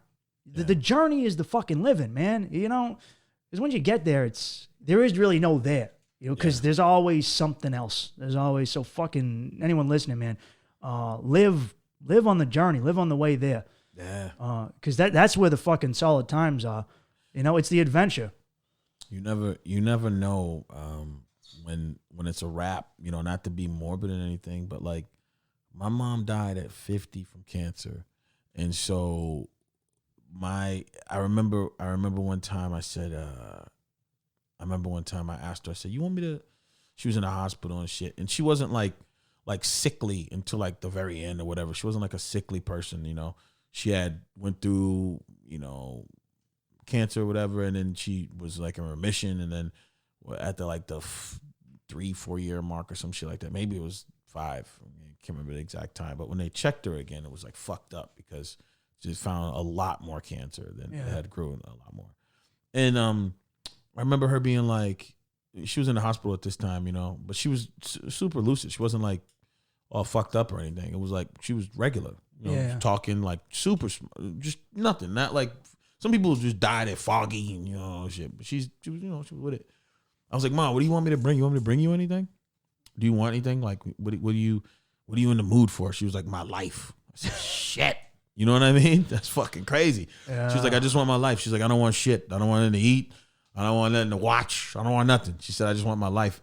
And then she said to me, you know, she said, when you're sick, or when they tell you you're dying, or when you feel like you're dying, she said, she said, bills don't matter. She said, you think your bills matter? She said, bills don't fucking matter. She said, they're going to be there every month for you to pay. She said, bills and all this other bullshit you're so worried about. My bills, my credit, my whatever. She's saying, I'm not saying be, you know, a degenerate or a piece of shit or nothing like that. She said, be on top of your shit, but don't prioritize that over everything like some people do, where you're just running on the wheel. She said, you have to realize that you still got to live your life. She said, right now, you think I give a fuck about a bill? I'm dying. Yeah. She's like, they're telling me I'm dying like soon. She said, you think I care about a bill? And then I just embody that, man. Like, I take care of my shit. My shit's taken care of. You know, I'm doing what I got to do. You know, I do pay my bills. They don't run my life. I take care of all that shit though. Yeah. But at the same time, like I said, I work a little bit harder so I can play a little bit harder because I want to play too. Because it's not guaranteed. None of this shit is. Nothing's guaranteed. You ain't guaranteed tomorrow, man. You know, and it's like it's figuring out that balance of having some money put up, have some money put away. Sure, invest some money. But also being smart enough to be like, enjoy the fuck out of this money. Go travel. Go away. Go do some shit. Go do whatever makes you happy. If traveling's not what makes you happy, let Mike fucking travel. Let me travel. That might not be everybody's got something, but like do some of the shit that makes you happy. So when you KO, you got to do some of that stuff. You weren't just like, I wanted to do it the whole time. If you know what I mean? If you know. That's just what I would say, man. You got to do some of the shit that makes you happy. If you don't, you're gonna be a sad motherfucker, man. Yeah, the problems, they're always gonna be there. Even when like whenever I thought I had something I couldn't handle, something more came, and I was like, oh shit, dude. It's like when you're hiking hills and you get to a mountain and they just keep getting bigger, and you're like, when I look, dude, I remember fucking being so like 13 years old, and like I had to pick song. We had to print out lyrics for a song and bring them to school, whatever. And I didn't listen to music. And I just started going to a new school. And I was getting bullied like fuck. And I was like, dude, I don't know what music to pick, man. Everyone listen, if I pick rock or rap, or I was so stressed out. I fucking cried, man. I would kill to go back to that being my worry right now, dude. Where I'm, you know what I picked? I picked the song Blue Dabba Dee Dabba Da by Eiffel 65. Oh, yeah. Everyone shit on me. I remember being that stressed out. And then I'm like, dude, then I got real problems, like looking after, you know, my family and shit. And, you know, real shit hits you. And it's like, it's going to come, man. You know, the end, death is there. It's a thing. You fucking deal with it. It's another doorway to a next place. You know, I ain't worried about that. You know, there's no. I'm not gonna get away from it. You know, I'm fucking live. I've seen a lot of dudes go through life and then look back and be like, what the fuck did I do? Like, I had a friend who worked construction, and his foreman, he went home one day and his wife was looking through all the pictures of the family. You know, here's us in Disneyland, here's us in the Grand Canyon. He wasn't in any of them. He goes, when were all these? And she goes, you were working. He came the next day, he quit his fucking job. He goes, I'm done. He goes, I'm taking what I get left. And I had a similar situation when my uncle died this year. It was very close to him, and he was like a second dad. And, you know, when I saw him, he goes, Mike, I ain't ready to die, man. I like living. All I want is to live and get one of these nurses to suck on my toes. And I was like, I don't know if I can give you either of those, man. I definitely can't. Like, I can maybe get a girl, like, not one of the nurses. We can get someone in here and you guys can do some toe sucking, but if that's what you want, like, it's a dying man's wish. You like what you like. So you live, man, you know? Yeah. Shit, dude, thanks again for coming on. Do you have anything you wanna plug, promote? Yeah, you guys just look me up on CoreyRodrigues.com. Corey with the E, Rodriguez with an S, or at Corey Rods on Instagram. You find all my social media and everything there. You know, so that's it, man. Yeah, you had a couple podcasts too, right? You do. Yeah, 30 Jobs Later. And I got to start re-releasing those again. We're on a little break with those. And I also do a kids show called Corey Stories. Oh, those are good, man. Yeah, so I do those, you know, with my son. And it's kid friendly, man. So have the kids tune in. Yeah, that short film you're doing with Tres Gatos looks really good too. I was watching some of that. Yeah. That's a short film that came out. It's called Rope-A-Dope. That'll be out soon. Hopefully on Prime. That'll be out. Rope-A-Dope. But if you go to my website, CoreyRodrigues.com, you'll find all the things going on there, man. Because we got a full length feature coming out as well. With you and the Tres guys? Tres guys, yeah. Me, nice. Orlando, Will Noonan, Tony They do good V. shit. I like their stuff. Yeah, so it should be cool. All right, man. Well, dude, thanks for coming on. This was a lot of fun. Thank you for having me, brother. This was dope. Absolutely. All right. Take it easy, guys. Thanks for listening. Where the hood, yeah. Where the hood, yeah.